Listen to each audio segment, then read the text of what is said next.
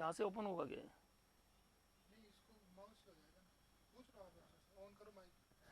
Mic अब आ रही है आवाज? आ रही है? हाँ अभी है। चलिए सॉरी, ये बताओ सर एक बार चैट का बताओ मुझे।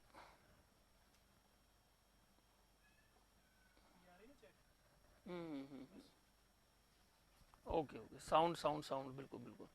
चलिए अभी आवाज क्लियर है? अभी आ रही है साउंड? कुछ भी नहीं समझ, चलो दोबारा से रिपीट कर देता हूँ उस क्वेश्चन को, दोबारा से रिपीट कर देता हूँ, ठीक है ना सर? दोबारा से रिपीट कर देता हूँ। दोबारा से देखें बेटा, हम क्वेश्चन नंबर 12, क्वेश्चन नंबर 12 पूछ रहा है, क्वेश्चन नंबर 12 आपसे पूछ रहा है दोस्तों, क्वेश्चन नंबर 12 के बारे में डिस्कस कर रहे थे। निम्न में से मृतपोषी जीव होते हैं। सबसे पहली बात, कल भी हमने डिस्कस किया था कि न्यूट्रिशन के आधार पर, बेसिस ऑन द न्यूट्रिशन के आधार पर जीव कितने प्रकार के होते हैं। How many type of the living organism basis on the nutrition, nutrition के आधार पर जीवों का वर्गीकरण किया गया है बेटा। तो जीवों का वर्गीकरण जो न्यूट्रिशन के आधार पर किया गया है वो किस आधार पर? कल हमने आपको बताया था सबसे एक प्रकार के जीव होते हैं जिनको हम बोलते हैं आउटोट्रॉफ। क्या बोलते हैं बेटा? आउटोट्रॉपिक कहते हैं। आउटोट्रॉपिक ऐसे जीव होते हैं जो अपना भोजन स्वयं बनाते हैं, वो किसी और के ऊपर आश्रित नहीं होते। कल हमने इसका एग्जाम्पल दिया था कि जितने भी हरे प्लांट होते हैं वो अपना भोजन स्वयं बनाते हैं। और स्वयं क्यों बनाते हैं? क्योंकि उनके अंदर क्लोरोफिल होता है। क्या होता है बेटा? क्लोरोफिल होता है। और क्लोरोफिल की उपस्थिति के कारण ही पेड़ पौधे अपना भोजन स्वयं बना पाते हैं। तो जो जीव अपना भोजन स्वयं बनाते हैं ऐसे जीवों को हम बोलते हैं बेटा किस श्रेणी में रखते हैं? आउटोट्रॉफिक की श्रेणी में रखते हैं। क्लियर?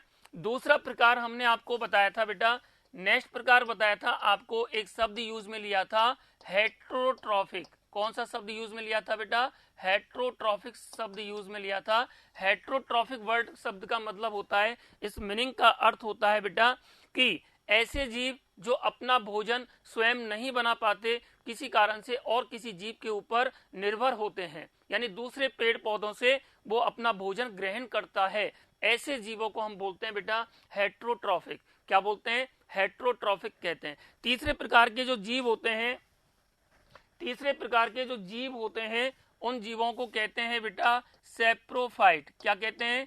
सैप्रोफाइट कहते हैं। और सैप्रोफाइट के अंदर ऐसे जीवों को सम्मिलित किया जाता है जो अपने भोजन के लिए, जो अपने भोजन के लिए मृत जीवों के ऊपर आश्रित होते हैं, डेड ऑर्गेनिज्म के ऊपर आश्रित होते हैं, उन जीवों को कहते हैं सैप्रोफाइट। क्या बोलते हैं उनको? सैप्रोफाइट कहते हैं। क्लियर? समझ में आया?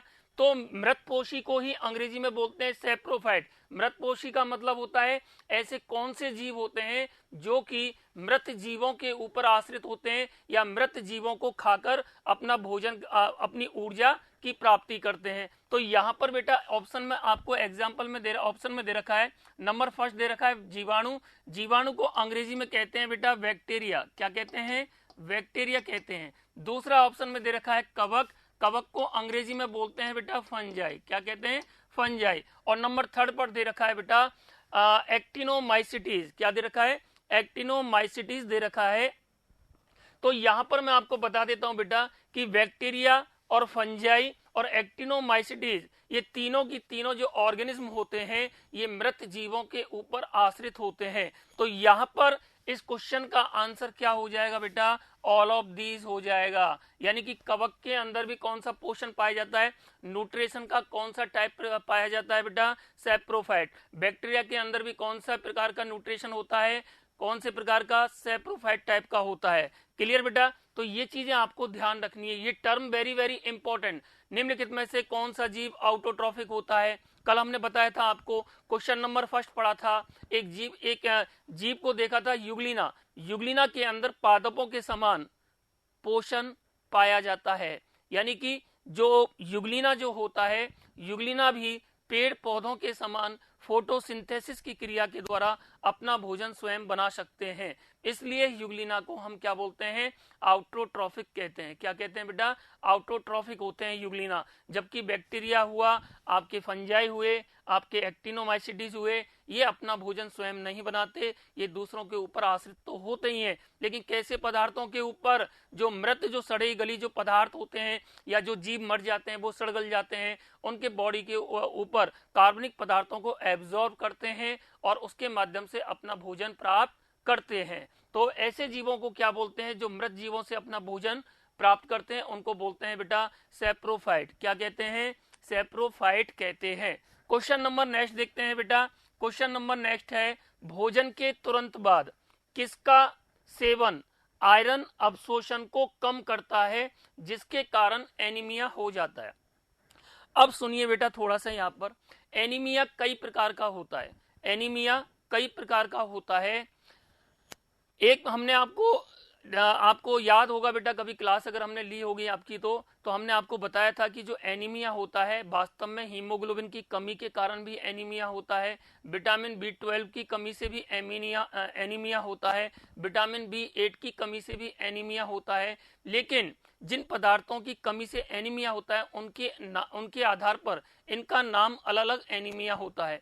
तो यहाँ पर बेटा अगर आपके ब्लड के अंदर आयरन की कमी हो जाती है तो कौन सा रोग होता है, एनीमिया रोग होता है। अगर हीमोग्लोबिन की कमी हो जाए तो कौन सा रोग होता है, वो भी एनीमिया होगा बेटा। ठीक है, तो कई पदार्थों की वजह से एनीमिया का रोग होता है। लेकिन यहाँ पर दे रखा है बेटा आयरन अवशोषण अगर कम हो जाएगा। अब आयरन करता क्या है बेटा, हमारा जो ब्लड होता है, ब्लड के अंदर हमारा जो ब्लड होता है बेटा, उस ब्लड के अंदर एक पदार्थ होता है, आपने प्रोटीन सुना होगा बेटा, हीमोग्लोबिन पाया जाता है। क्या पाया जाता है, हीमोग्लोबिन प्रेजेंट होता है। क्लियर। अब ये जो आयरन होता है ना बेटा, आयरन जो होता है इस हीमोग्लोबिन के अंदर एक रिंग डेवलप करता है और उस रिंग का नाम होता है पोरफायरिन रिंग। क्या नाम होता है, पोरफायरिन रिंग नाम होता है। अब सुनिए, अब मान के चलो अगर आयरन नहीं होगा, अगर आयरन का एब्जॉर्बेशन कम हो जाएगा या बिल्कुल ही नहीं होगा तो फिर क्या प्रॉब्लम होगी, आपके हीमोग्लोबिन में वो पोरफायरिन रिंग नहीं बन पाएगी। इसका मतलब हीमोग्लोबिन का निर्माण नहीं हो पाएगा। और अगर हीमोग्लोबिन का निर्माण नहीं होगा तो आपके ब्लड के अंदर अगर हीमोग्लोबिन नहीं हुआ तो क्या होगा, O2 की सप्लाई रुक जाएगी बॉडी के डिफरेंट पार्टों में। भाई O2 को अंदर ले जाने का काम कौन करता है, बांधने का काम कौन करता है, हीमोग्लोबिन के द्वारा। तो O2 का क्या होता है बेटा, ट्रांसपोर्टेशन होता है, परिवहन। हमारे बॉडी के जो डिफरेंट पार्टों में जो ऑक्सीजन की सप्लाई होती है वो किसके माध्यम से पहुंचती है बेटा, हीमोग्लोबिन के माध्यम से। अब हीमोग्लोबिन के अंदर मान के चलो आपके शरीर में आयरन की कमी हो जाती है तो उस कंडीशन में हीमोग्लोबिन का निर्माण नहीं हो पाएगा। हीमोग्लोबिन का निर्माण नहीं होगा तो आपके बॉडी के अंदर ऑक्सीजन की सप्लाई में प्रॉब्लम आना स्टार्ट हो जाएगी। तो यहाँ पर ये पूछ रहा है बेटा कि आयरन का एब्जॉर्बेशन कौन से पदार्थ का सेवन करने के बाद डाउन हो जाता है या कम हो जाता है। तो यहाँ पर इसका आंसर जाएगा बेटा चाय और कॉफी। किसकी वजह से, चाय और कॉफी का कभी भी सेवन नहीं करना चाहिए, क्योंकि चाय और कॉफी के अंदर टैनिन हुआ, निकोटिन हुआ, कैफीन हुआ, इस तरह के कुछ पदार्थ होते हैं जो कि आयरन के अवशोषण को कम करता है। और अगर आयरन का अवशोषण कम हो गया तो निश्चित है हीमोग्लोबिन का निर्माण में भी कहीं ना कहीं बाधा पैदा होगी। और अगर हीमोग्लोबिन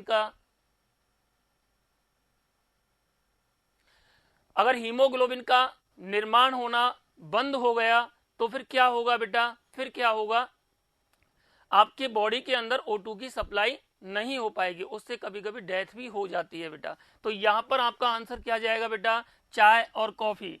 सर अच्छा एक्सप्लेन कर रहे हैं, thank you dear, thank you.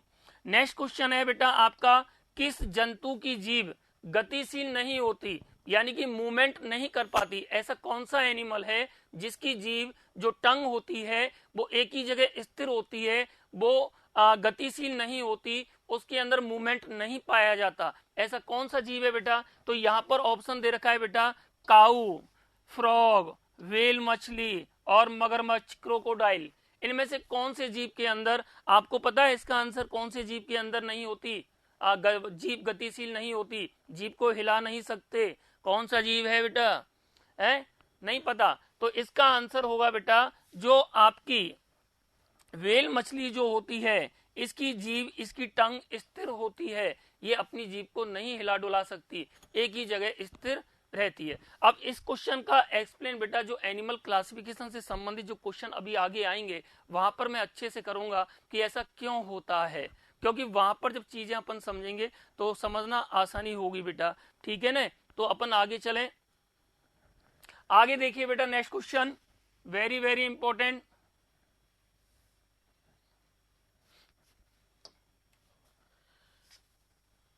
Next question है आपका बेटा क्वेश्चन नंबर 15।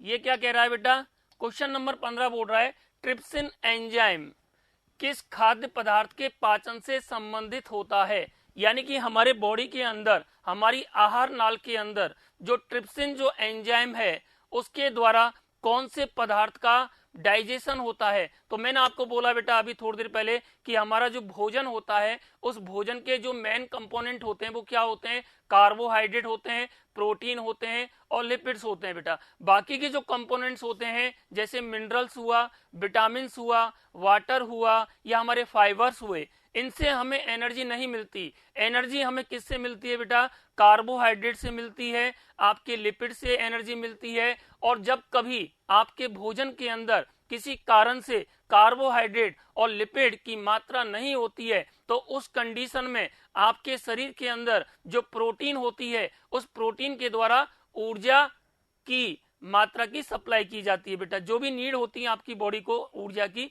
वो ऊर्जा की पूर्ति किसके द्वारा की जाती है, प्रोटीन के द्वारा। तो यहां पर बेटा एक क्वेश्चन है कि ट्रिप्सिन जो एंजाइम है, ट्रिप्सिन एंजाइम किसके डाइजेशन से संबंधित होता है, ये किसका पाचन करता है। सबसे पहले तो आपको पता होना चाहिए बेटा, इसको थोड़ा सा मैं आपको डिटेल में बता दूं ताकि आपके क्वेश्चन सॉल्व हो जाएं ज्यादा से ज्यादा बेटा।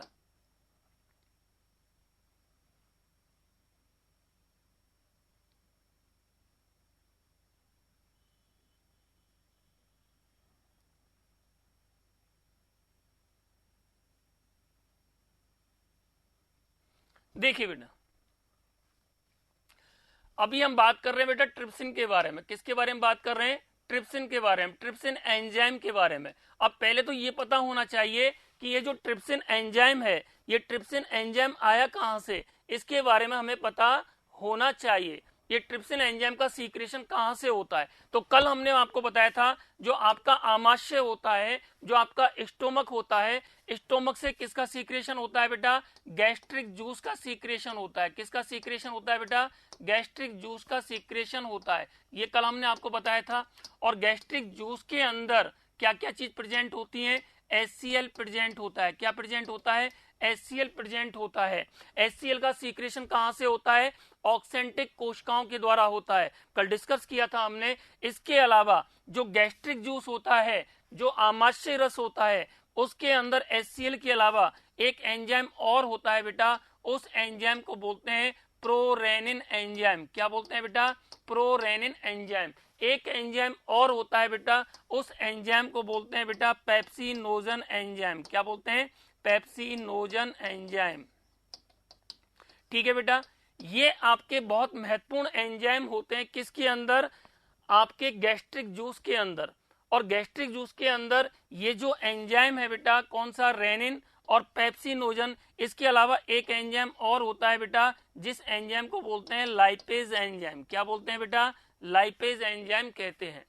यहां पर प्रोरेनिन एंजाइम का फंक्शन क्या है, ये अभी ये नहीं पूछा गया हमसे। पेप्सिनोजन का फंक्शन क्या है, ये भी नहीं पूछा गया। लाइपेज का फंक्शन क्या है, ये भी नहीं पूछा गया। लेकिन फिर भी मैं आपको बता रहा हूं बेटा, ध्यान रखना, रेनिन का संबंध और पेप्सिनोजन का संबंध प्रोटीन के पाचन से होता है। किसके पाचन से होता है, प्रोटीन के पाचन से होता है, प्रोटीन के डाइजेशन से होता है। और लास्ट में बचा बेटा आपका लाइपेज। लाइपेज का जो संबंध होता है, ये किसका पाचन करता है, लिपिड का पाचन करता है, वसा का पाचन करता है। क्लियर। कल हमने आपको बताया था कि जो स्टोमक होता है, स्टोमक के अंदर कार्बोहाइड्रेट का डाइजेशन नहीं होता, केवल और केवल किसका पाचन होता है, प्रोटीन और लिपिड का डाइजेशन होता है। क्यों होता है, क्योंकि कार्बोहाइड्रेट के पाचन से संबंधित यहां पर एंजाइम प्रेजेंट नहीं होते, यहां पर एंजाइम प्रेजेंट नहीं होते। इसलिए स्टोमक के अंदर कार्बोहाइड्रेट का डाइजेशन नहीं होता।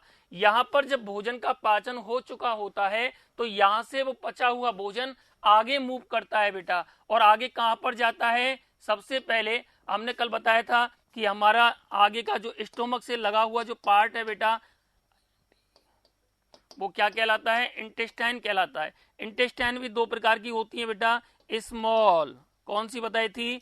स्मॉल, और एक होती है बेटा लार्ज, कौन सी होती है? लार्ज इंटेस्टाइन, और दूसरी कौन सी होती है? Small intestine. तो दो प्रकार की इंटेस्टाइन होती है।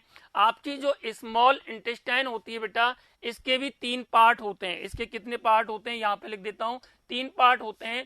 पहला पार्ट होता है बेटा डूडेनम, कौन सा पार्ट होता है बेटा? डूडेनम। दूसरा पार्ट कौन सा होता है? जेजेनम, कौन सा होता है? जेजेनम होता है। और तीसरा जो पार्ट होता है बेटा वो होता है इलियम, कौन सा होता है? इलियम होता है। अब देखिए ध्यान से बेटा, आपका जो स्टोमक है, स्टोमक से ये जो पार्ट लगा हुआ ये वाला जो हिस्सा है, आगे के हिस्से में क्या होगा? इंटेस्टाइन होगा। ये स्टोमक हो गया। स्टोमक के अंदर भोजन का डाइजेशन हो गया, और डाइजेशन के अंदर किसका डाइजेशन हुआ बेटा? प्रोटीन का और लिपिड का, लेकिन कार्बोहाइड्रेट का पाचन नहीं हुआ। क्यों नहीं हुआ? क्योंकि कार्बोहाइड्रेट के पाचन से संबंधित स्टोमक के अंदर कोई भी एंजाइम नहीं होता, कोई भी एंजाइम नहीं होता। केवल और केवल प्रोटीन के पाचन से संबंधित एंजाइम ही प्रेजेंट होते हैं। क्लियर? अब ये यहाँ पर पचा हुआ भोजन जब आगे जाएगा तो कल हमने एक चीज और बताई थी कि दोस्तों यहाँ पर एक ग्लैंड होती है, यहाँ पर एक ग्लैंड होती है, और उस ग्लैंड को बोलते हैं पैंक्रियाज ग्लैंड। क्या बोलते हैं? पैंक्रियाज ग्लैंड कहते हैं बेटा। कौन सी ग्लैंड होती है? Pancreas gland. और हिंदी में बोले तो अग्नाशय ग्रंथि। अग्नाशय ग्रंथि कहां पर होती है? जस्ट स्टोमक के नीचे। कहां पर होती है? जस्ट स्टोमक के नीचे होती है। और जो स्टोमक से जो इंटेस्टाइन का जो ये पार्ट जुड़ा हुआ है, जो कि यू आकार का है, इसको बोलते हैं बेटा डूडेनम। इसको क्या बोलते हैं? डूडेनम कहते हैं। ठीक है? और डूडेनम किसका पार्ट है बेटा? स्मॉल इंटेस्टाइन का पार्ट होता है। किसका पार्ट होता है? स्मॉल इंटेस्टाइन का पार्ट होता है। अब देखिए, ये जो पैंक्रियाज जो ग्लैंड है, इस ग्लैंड के द्वारा ही एक रस का सीक्रेशन होता है, एक जूस का निर्माण होता है, और उस जूस का नाम होता है बेटा, क्या नाम होता है? पैंक्रियाटिक जूस कहते हैं। क्या बोलते हैं बेटा? पैंक्रियाटिक जूस कहते हैं, या अग्नाशय रस कहते हैं। क्लियर? यहां पर भोजन का पाचन हुआ, डूडेनम के अंदर पहुंचा, और जैसे ही आपका पचा हुआ भोजन डूडेनम के अंदर पहुंचेगा, तुरंत ही इस अग्नाशय ग्रंथि से, इस पैंक्रियाटिक ग्लैंड से, इस पैंक्रियाज ग्लैंड के द्वारा जिस जूस का सीक्रेशन हुआ, जिस जूस को हमने पैंक्रियाटिक जूस बोला, वो जूस कहां पे डाल दिया जाएगा बेटा? डूडेनम के अंदर। कहां पर? डूडेनम के अंदर डाल दिया जाएगा। और वो जो जूस है, आपका जो पैंक्रियाटिक जो जूस है, आपका जो अग्नाशय जूस होता है, उस जूस के अंदर कुछ महत्वपूर्ण एंजाइम होते हैं बेटा, जिनको बोलते हैं ट्रिप्सिनोजन। पहला एंजाइम कौन सा होता है? ट्रिप्सिनोजन। दूसरा एंजाइम होता है बेटा काइमोट्रिप्सिनोजन। कौन सा होता है? काइमोट्रिप्सिनोजन। ये दोनों ही एंजाइम जो होते हैं, एंटीरोकाइनेज एंजाइम की प्रेजेंस में ट्रिप्सिनोजन ट्रिप्सिन में कन्वर्ट हो जाता है, जो कि किसका पाचन करेगा बेटा? प्रोटीन का पाचन करता है। किसका पाचन करता है? प्रोटीन का पाचन करता है। तो ध्यान रखना बेटा, यहां पर जो क्वेश्चन पूछा गया है आपसे, यहां पे जो क्वेश्चन आपसे पूछा गया है बेटा, क्या पूछा गया है? ट्रिप्सिन एंजाइम किस खाद्य पदार्थ के पाचन से संबंधित होता है? तो ट्रिप्सिन जो एंजाइम है, ये किसका पाचन करता है बेटा? प्रोटीन का पाचन करता है। किसका पाचन करता है? प्रोटीन का पाचन करता है ट्रिप्सिन। ठीक है ना? ध्यान रहेगा। अब आपसे क्वेश्चन पूछ लिया जाए ट्रिप्सिन का सीक्रेशन कहां पर होता है, तो सीक्रेशन की जब भी बात आएगी, जब भी इसके निर्माण से संबंधित क्वेश्चन अगर आपसे पूछा जाए, तो ट्रिप्सिन का सीक्रेशन या निर्माण कहां पर होता है बेटा? पैंक्रियाज ग्लैंड में होता है। कहां पर होता है? पैंक्रियाज के अंदर होता है। इसको कहां पे डाला जाता है बेटा? डूडेनम के अंदर। कहां पर? डूडेनम के अंदर। और डूडेनम के अंदर जाके ये क्या करता है बेटा? क्या करता है? प्रोटीन का पाचन करता है। किसका पाचन करता है? प्रोटीन का पाचन करता है। और भी आगे इससे संबंधित क्वेश्चन आएंगे, उनको मैं और भी आपको अच्छे से समझाने का प्रयास करूंगा। अभी आपको इतना याद रखना है कि जो ट्रिप्सिन एंजाइम होता है, ये जो हमारा भोजन होता है, उस भोजन के अंदर जो प्रोटीन प्रेजेंट होती है, उस प्रोटीन के पाचन से संबंधित होता है। ये सिर्फ और सिर्फ प्रोटीन का पाचन करती है, जो कि कहां पर स्थित है बेटा, अग्नाशय ग्लैंड। और अग्नाशय ग्लैंड से वो रस कहां पर पहुंचा बेटा, डुडेनम के अंदर। इतनी सारी जानकारी मैं इसलिए दे रहा हूं क्योंकि ये जितने भी हम क्वेश्चन सॉल्व कर रहे हैं, ये डाइजेशन सिस्टम से संबंधित ही हैं। और डाइजेशन सिस्टम से संबंधित एक या दो क्वेश्चन आपकी एग्जामों में आपको मिल जाता है। बहुत महत्वपूर्ण चैप्टर है, इसलिए मैं बार बार आपसे आग्रह कर रहा हूं, हर क्वेश्चन को अच्छे से समझने का प्रयास करें और इन्हीं क्वेश्चनों को सॉल्व करते हुए हमारा पूरा चैप्टर कवर होगा बेटा, हमारा पूरा चैप्टर कवर होगा। आगे देखिए नेक्स्ट क्वेश्चन क्या है बेटा। नेक्स्ट क्वेश्चन यहां पर दे रखा है बेटा, इस क्वेश्चन को थोड़ा सा आप एनिमल क्लासिफिकेशन वाले क्वेश्चनों में देखेंगे। क्वेश्चन है बेटा, क्वेश्चन नंबर, जो नेक्स्ट क्वेश्चन है बेटा, क्वेश्चन नंबर आपका 16वें नंबर का जो क्वेश्चन है, ये पूछ रहा है आपसे, निम्न में से सूक्ष्म पोषक पदार्थ क्या होते हैं। सूक्ष्म पोषक का मतलब होता है, अंग्रेजी में बोलते हैं बेटा माइक्रोन्यूट्रेंट। क्या बोलते हैं, माइक्रोन्यूट्रेंट। क्या बोलते हैं बेटा, माइक्रोन्यूट्रेंट कहते हैं ऐसे तत्व, ऐसे पदार्थ या ऐसे सब्सटेंस जिनकी मात्रा हमारे पोषक पदार्थों में बहुत कम होती है, लेकिन काम बहुत ज्यादा करते हैं बेटा। वो उनका रोल बहुत ज्यादा होता है हमारे बॉडी के अंदर, लेकिन उनकी मात्रा कम मात्रा में प्रेजेंट होते हैं। ठीक है बेटा, तो अभी हमने डिस्कस किया था कि हमारे जो न्यूट्रेंट एलिमेंट होते हैं, जो न्यूट्रेंट वाले पदार्थ होते हैं, पोषक जो पदार्थ होते हैं, कार्बोहाइड्रेट, प्रोटीन, लिपिड, मिनरल्स और आपके क्या बेटा, विटामिन, वाटर, ये सब बताए थे। इनमें से मेजर जो एलिमेंट है, मेजर जो सब्सटेंस है बेटा, वो कौन कौन से होते हैं, कार्बोहाइड्रेट, प्रोटीन और लिपिड। क्यों होते हैं, क्योंकि कार्बोहाइड्रेट और लिपिड हमारे शरीर में जिस ऊर्जा की, जल्दी कर देंगे बेटा, ये डाइजेशन सिस्टम वाला चैप्टर चल रहा है और एक क्वेश्चन है, जल्दी जल्दी जब तक आपकी एग्जाम है 27 तारीख को, मैं इस उम्मीद के साथ में आया हूं बेटा, आपकी जो 27 तारीख को एग्जाम होने वाली है उसमें आपको कुछ महत्वपूर्ण क्वेश्चन हमारे द्वारा आपको मिले हैं बेटा। ठीक है, ताकि आपको बालाजी के 1-2 क्वेश्चन या 4-5 क्वेश्चन जो भी मैं यहाँ पे करा रहा हूँ, और जिससे कि आपको आपकी एग्जाम में थोड़ी सी हेल्प मिले। ठीक है, बहुत जल्दी आपको कोर्स कराने का प्रयास करेंगे। ठीक है बेटा, आप इस पे ध्यान रखो कि आपको समझ में आना चाहिए। इस पे ध्यान मत दीजिए कि कब कंप्लीट होगा, कंप्लीट कभी कोई चीज होती नहीं है बेटा, लर्निंग प्रोसेस है, हमेशा चलता है। ठीक है, ज्यादा से ज्यादा चीजें मैं बता रहा हूं आपको, तो एक क्वेश्चन के अंदर कम से कम आपके 8 से 10 क्वेश्चन तैयार हो रहे हैं। ठीक है ना। नहीं बेटा, इंग्लिश में यहाँ पे पेपर अवेलेबल नहीं है, लेकिन फिर भी मैं कोशिश कर रहा हूँ, आपको इंग्लिश टर्म भी बता रहा हूँ मैं आपको, साथ में इंग्लिश टर्म भी यूज कर रहा हूँ। ठीक है ना। अगर आपको समझ में नहीं आ रहा है कोई चीज तो आप मुझे लिखें, लेकिन फिर भी इंग्लिश के अंदर कोई प्रॉब्लम अगर आपको लगे तो मैं अब से सूक्ष्म पोषक है तो माइक्रो एलिमेंट कहते हैं, ट्रिप्सिन एंजाइम है, खाद्य पदार्थ है जो हम भोजन ग्रहण करते हैं बेटा, फूड जो होता है, ठीक है, उनको हम क्या बोलते हैं, फूड के अंदर हम क्या लेते हैं, फूड के रूप में हम क्या लेते हैं बेटा, कार्बोहाइड्रेट, प्रोटीन, लिपिड, यही तो लेते हैं सारी चीजें। ठीक है, तो जो भी आपको टर्म में प्रॉब्लम आएगी उन टर्मों का मैं उच्चारण कर ही रहा हूं बेटा। ठीक है ना। देखिए बेटा नेक्स्ट क्वेश्चन, माइक्रो एलिमेंट के अंदर कौन से आते हैं बेटा, आपके विटामिन जो होते हैं, आपके जो मिनरल्स होते हैं, आपके जो सॉल्ट्स होते हैं बेटा, आपका जो वाटर होता है, ये सब क्या होते हैं बेटा, माइक्रो न्यूट्रेंट कहते हैं। लेकिन कार्बोहाइड्रेट, प्रोटीन और लिपिड को हम क्या बोलते हैं बेटा, ग्रुप पोषक तत्व या मेजर न्यूट्रेंट कहते हैं उनको। ठीक है बेटा, ध्यान रखना है, क्वेश्चन बहुत ही इंपॉर्टेंट है, बहुत ही इंपॉर्टेंट है। क्या भेजा है बेटा आपने,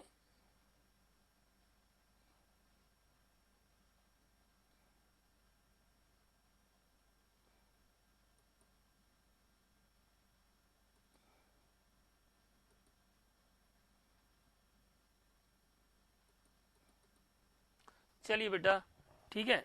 अब देखिए बेटा नेक्स्ट क्वेश्चन, किस जंतु में श्वेत ग्रंथि, अब ये श्वेत ग्रंथि है, श्वेत ग्रंथि को अंग्रेजी में क्या कहते हैं बेटा, स्वीट ग्लैंड कहते हैं इनको। क्या कहते हैं, स्वीट ग्लैंड। हिंदी में बोले तो पसीना वाली ग्रंथि कहते हैं इनको। क्या बोलते हैं बेटा, पसीना वाली ग्रंथि कहते हैं। अब ये ऐसा कौन सा जंतु है हमारे अंदर तो जो स्वेट ग्लैंड होती है बेटा कहाँ पर होती है, स्किन के अंदर पाई जाती है, डर्मिस के अंदर प्रेजेंट होती है, ठीक है। और ये इनके द्वारा हमारे बॉडी के टेम्परेचर को रेगुलेट किया जाता है। क्या किया जाता है बेटा, हमारे बॉडी के टेम्परेचर को रेगुलेट करने में काम होता है, या इसको बोले तो थर्मो रेगुलेटिंग का काम करती है, थर्मो रेगुलेटर का काम करती है। क्या काम करती है बेटा,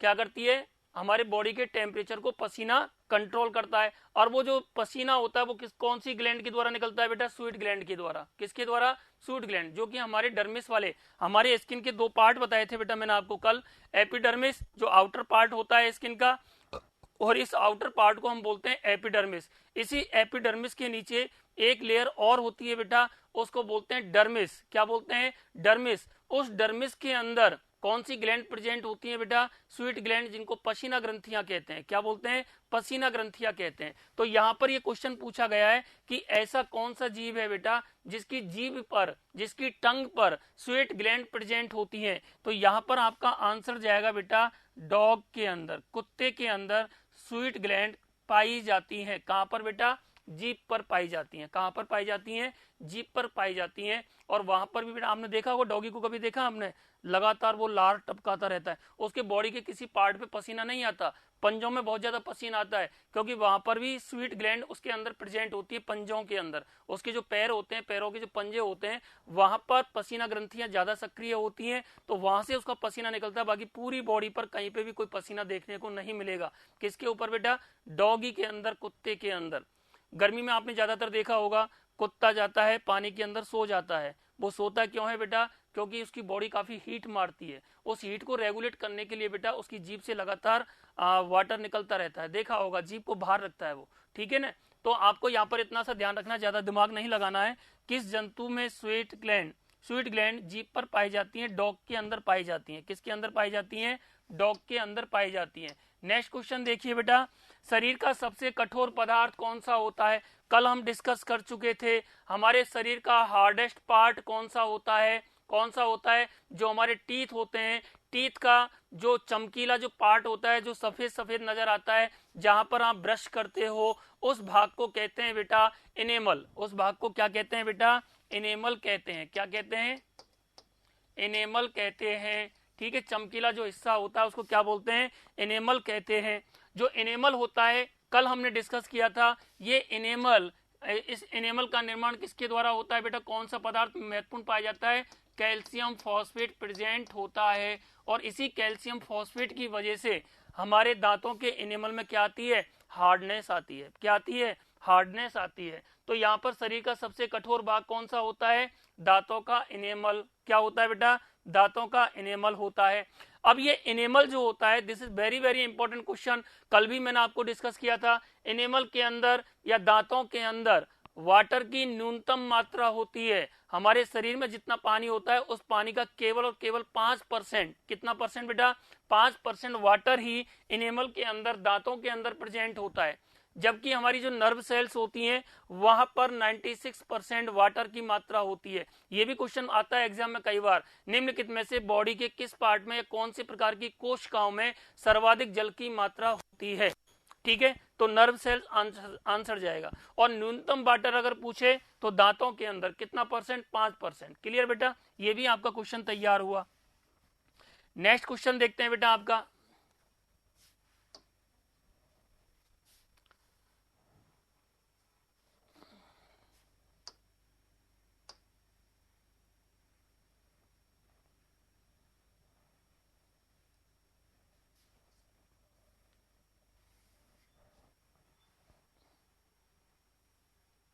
अरे यार क्या हो गया,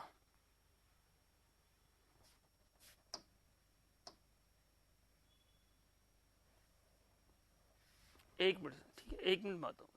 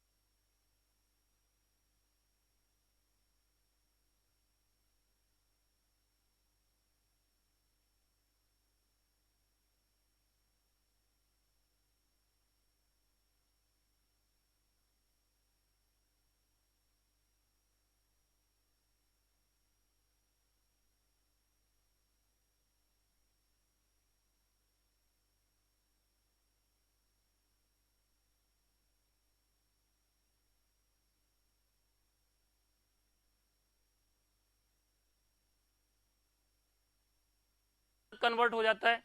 यहाँ पर जो नेक्स्ट क्वेश्चन दे रखा है एल्कोहल का अवशोषण, कौन सा क्वेश्चन बेटा, एल्कोहल का अवशोषण। अब ये जो अवशोषण जो शब्द है आप जो बार बार पढ़ते हो, इस अवशोषण का मतलब क्या है, इसको अंग्रेजी में आप लोग क्या बोलते हो बेटा,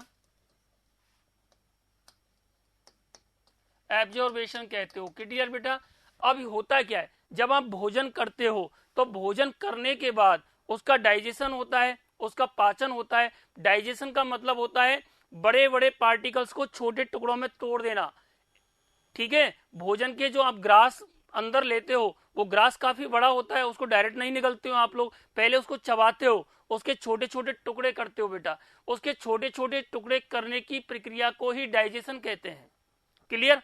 अब डाइजेशन होने का मतलब ये नहीं है कि आपने एनर्जी ले ली, एनर्जी कम मिलेगी आपके बॉडी को, पौष्टिक पदार्थ कम मिलेंगे। जब उनका पाचन होने के बाद में वो आपके आहार नाल में उनका एब्जॉर्बेशन होगा, उनका अवशोषण होगा, एब्जॉर्ब कर लिया जाएगा वो पचा हुआ भोजन, तो ही तो आपको एनर्जी मिलेगी। ठीक है ना बेटा। तो ये जो अवशोषण का मतलब है, अवशोषण का मतलब होता है पचे हुए भोजन का अवशोषण होना, एब्जॉर्ब होना, हमारे बॉडी के यूज में आना उस पचे हुए भोजन का। क्लियर दोस्तों। अब देखिए यहां पर ये पूछ रहा है जो आप अल्कोहल का सेवन करते हो, अल्कोहल का जो सेवन करते हैं जो लोग, उनके अंदर इस अल्कोहल का सेवन, इस अल्कोहल का अवशोषण हमारी आहार नाल, आहार नाल को अंग्रेजी में बोलते हैं दोस्तों एलिमेंट्री कैनाल, क्या बोलते हैं, एलिमेंट्री कैनाल कहते हैं। एलिमेंट्री कैनाल के कौन से पार्ट के अंदर सबसे ज्यादा एल्कोहल का अवशोषण होता है। तो ध्यान रखना दोस्तों, ये जो एल्कोहल होता है, इस एल्कोहल का एब्जॉर्बेशन या अवशोषण हमारी एलिमेंट्री कैनाल के कौन से पार्ट में होता है, आमाशय में होता है। कौन से पार्ट में होता है, आमाशय में होता है। लेकिन यहाँ पर बेटा इस क्वेश्चन के अंदर एक प्रॉब्लम है, इसके अंदर दो ऑप्शन आएंगे बेटा आपके, दो ऑप्शन आएंगे। एक दूसरा ऑप्शन दे रखा है छोटी आंत, क्या दे रखा है, छोटी आंत। छोटी आंत को अंग्रेजी में क्या बोलते हैं बेटा, स्मॉल इंटेस्टाइन, क्या कहते हैं, स्मॉल इंटेस्टाइन। लेकिन वास्तव में जो छोटी आंत होती है हम किसे कहते हैं बेटा, इलियम को कहते हैं। किसको कहते हैं, इलियम को कहते हैं। क्लियर बेटा। अब देखिए ऑप्शन के आधार पर अगर हम इस क्वेश्चन का आंसर दें, ठीक है, तो इसका आंसर बेटा ये दोनों ही होंगे। ठीक है। अब यहां पर देखिए सुनिए एक बात, एल्कोहल का सर्वाधिक जो एब्जॉर्बेशन होता है वो होता है बेटा छोटी आंत के अंदर। कहां पर होता है, छोटी आंत। जितनी भी आप एल्कोहल का सेवन करते हो उसका 80%, कितना परसेंट, 80% एल्कोहल का अवशोषण छोटी आंत के अंदर, स्मॉल इंटेस्टाइन के अंदर होता है। और केवल 20% का अवशोषण कहां पर होता है बेटा, आमाशय के अंदर, स्टोमक के अंदर। इस कंडीशन में आपका आंसर जाएगा बेटा स्मॉल इंटेस्टाइन जाएगा। ठीक है। अब इस क्वेश्चन में थोड़ा सा मिसप्रिंट की वजह से दो ऑप्शन दे दिए हैं, आपको याद रखना है एल्कोहल का अवशोषण हमारे स्टोमक वाले भाग में 20% और स्मॉल इंटेस्टाइन के अंदर 80% होता है। ठीक है बेटा, ध्यान रहेगा। नेक्स्ट क्वेश्चन देखिए, नेक्स्ट क्वेश्चन दे रखा है बेटा जठर रस। फिर दोबारा वही क्वेश्चन आ गया आपका, देखो इसलिए मैंने आपको थोड़ा सा डीप में बताया था बेटा। आपका जठर रस, जठर रस को क्या कहते हैं बेटा, गैस्ट्रिक जूस कहते हैं। क्या कहते हैं बेटा, गैस्ट्रिक जूस कहते हैं। अभी बताया था मैंने आपको, गैस्ट्रिक जूस जो होता है उसमें कौन कौन से एंजाइम प्रेजेंट होते हैं, उसमें कौन कौन से एंजाइम प्रेजेंट होते हैं, थोड़ा सा एक बार डिटेल में देख लो। आप बोलोगे सर आपने तो अभी प्रोरेनिन और पेप्सिनोजन बताया था, जबकि ऑप्शन में तो ऐसा कोई एंजाइम हमें नजर नहीं आ रहा। यहाँ पे प्रोरेनिन की जगह रेनिन नजर आ रहा है, यहाँ पर पेप्सिन की जगह पेप्सिनोजन की जगह पेप्सिन नजर आ रहा है, नहीं आ रहा है। और मैंने अभी थोड़ी देर पहले क्या बताया था आपको, प्रोरेनिन एंजाइम और पेप्सिनोजन एंजाइम किस में प्रेजेंट होते हैं, गैस्ट्रिक जूस के अंदर प्रेजेंट होते हैं, ये बताया था। तो पर यहाँ तो ऑप्शन में नहीं है सर कि गैस्ट्रिक जूस के अंदर कौन कौन से एंजाइम होते हैं जो आपने बताया। देखिए कंफ्यूज नहीं होना है बेटा, थोड़ा सा डिटेल में देख लेते हैं इसको एक बार।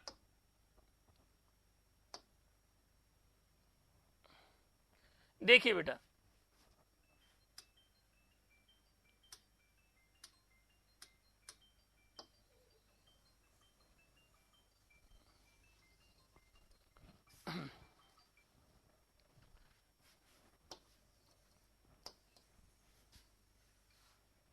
देखिए बेटा गौर से सुनना, ध्यान से सुनना, बहुत सारे क्वेश्चन आपके कवर होंगे बेटा, ठीक है।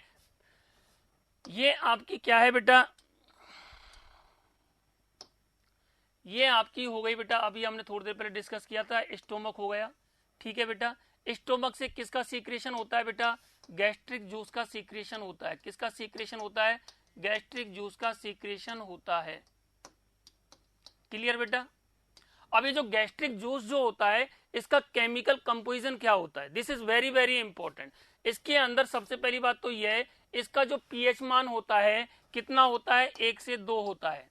क्लियर, ये भी क्वेश्चन एग्जाम में पूछा जा सकता है आपसे। क्लियर बेटा, कि निम्नलिखित में से आमाशय रस का पीएच मान कितना होता है, या गैस्ट्रिक जूस का पीएच मान कितना होता है। क्लियर, पहली बात। इस गैस्ट्रिक जूस के अंदर होता क्या क्या है बेटा, हमने कल भी बताया था, सब क्या होता है बेटा, HCl होता है। और इसी HCl के वजह से हमारा आमाशय रस या गैस्ट्रिक जूस का मीडियम जो होता है वो कैसा होता है, अम्लीय होता है, एसिडिक नेचर का होता है। क्लियर बेटा। दूसरा इसके अंदर क्या होता है, एक एंजाइम प्रेजेंट होता है और उस एंजाइम को बोलते हैं बेटा प्रोरेनिन एंजाइम। क्या कहते हैं, प्रोरेनिन एंजाइम। दूसरा जो एंजाइम होता है बेटा, उस एंजाइम को कहते हैं बेटा पेप्सिनोजन एंजाइम। क्या कहते हैं, पेप्सिनोजन एंजाइम। क्लियर। इसके अलावा एक एंजाइम और होता है बेटा, उस एंजाइम को बोलते हैं बेटा लाइपेज एंजाइम। क्या कहते हैं, लाइपेज एंजाइम कहते हैं। इसके अलावा इस जूस के अंदर कुछ मात्रा में सॉल्ट भी प्रेजेंट होते हैं। ठीक है, अभी हमें उसके बारे में नहीं जानना, अभी सिर्फ हमें इनके बारे में जानना है कि जो हमारा गैस्ट्रिक जूस होता है, जिस गैस्ट्रिक जूस का सीक्रेशन स्टोमक के द्वारा होता है, उस गैस्ट्रिक जूस का केमिकल उसके अंदर उसका केमिकल कंपोजिशन क्या होता है, ये हमें देखना है बेटा। ठीक है, तो ये तो होते ही है, इसके अलावा इसके अंदर सर्वाधिक मात्रा में जो कंपोनेंट होता है, आपके गैस्ट्रिक जूस के अंदर जो सर्वाधिक मात्रा में जो कंपोनेंट होता है वो कौन सा होता है बेटा, वो होता है वाटर। आपके गैस्ट्रिक जूस में सर्वाधिक मात्रा किसकी होती है, वाटर की होती है। और कितने प्रतिशत होती है बेटा, 98.5%। कितनी होती है बेटा, 98.5% वाटर होता है किसके अंदर, गैस्ट्रिक जूस के अंदर। और बाकी की ये जो मैं आपको बता रहा हूं ये केवल और केवल 1.5% के अंदर ही होती है। ठीक है, तो सर्वाधिक मात्रा में जो कंपोनेंट होता है वो क्या होता है, वाटर होता है। कितने प्रतिशत होता है, 98.5% होता है वाटर। उसके अलावा prorenin enzyme, pepsinogen enzyme, lipase enzyme भी होते हैं, साथ में ही HCl भी होता है। ठीक है, इसका पीएच मान 1 से 2 होता है। क्लियर यहां तक।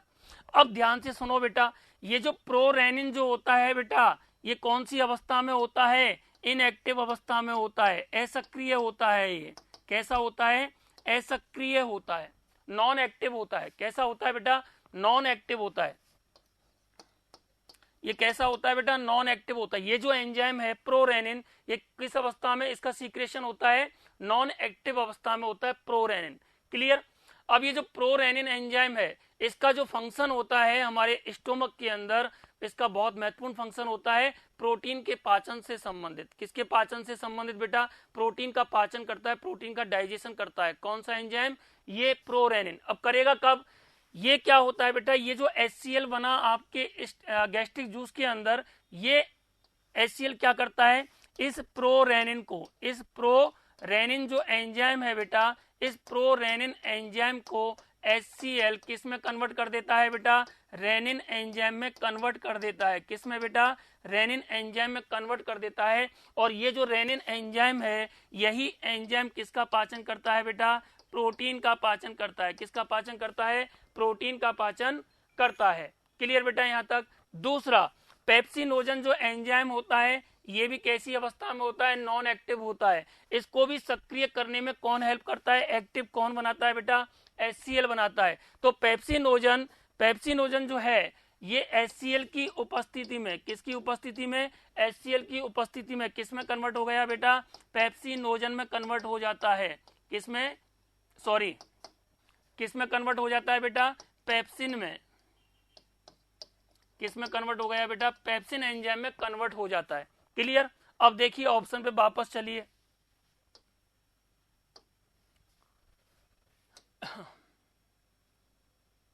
ऑप्शन पे देखिए बेटा,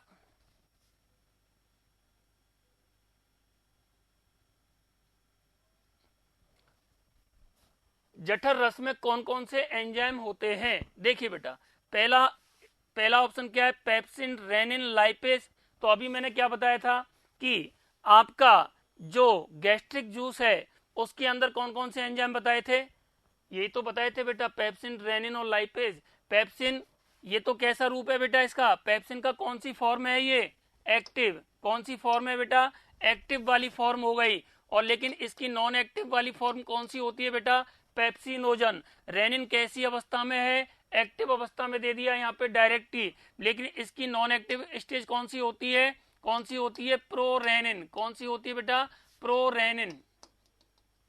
क्लियर बेटा?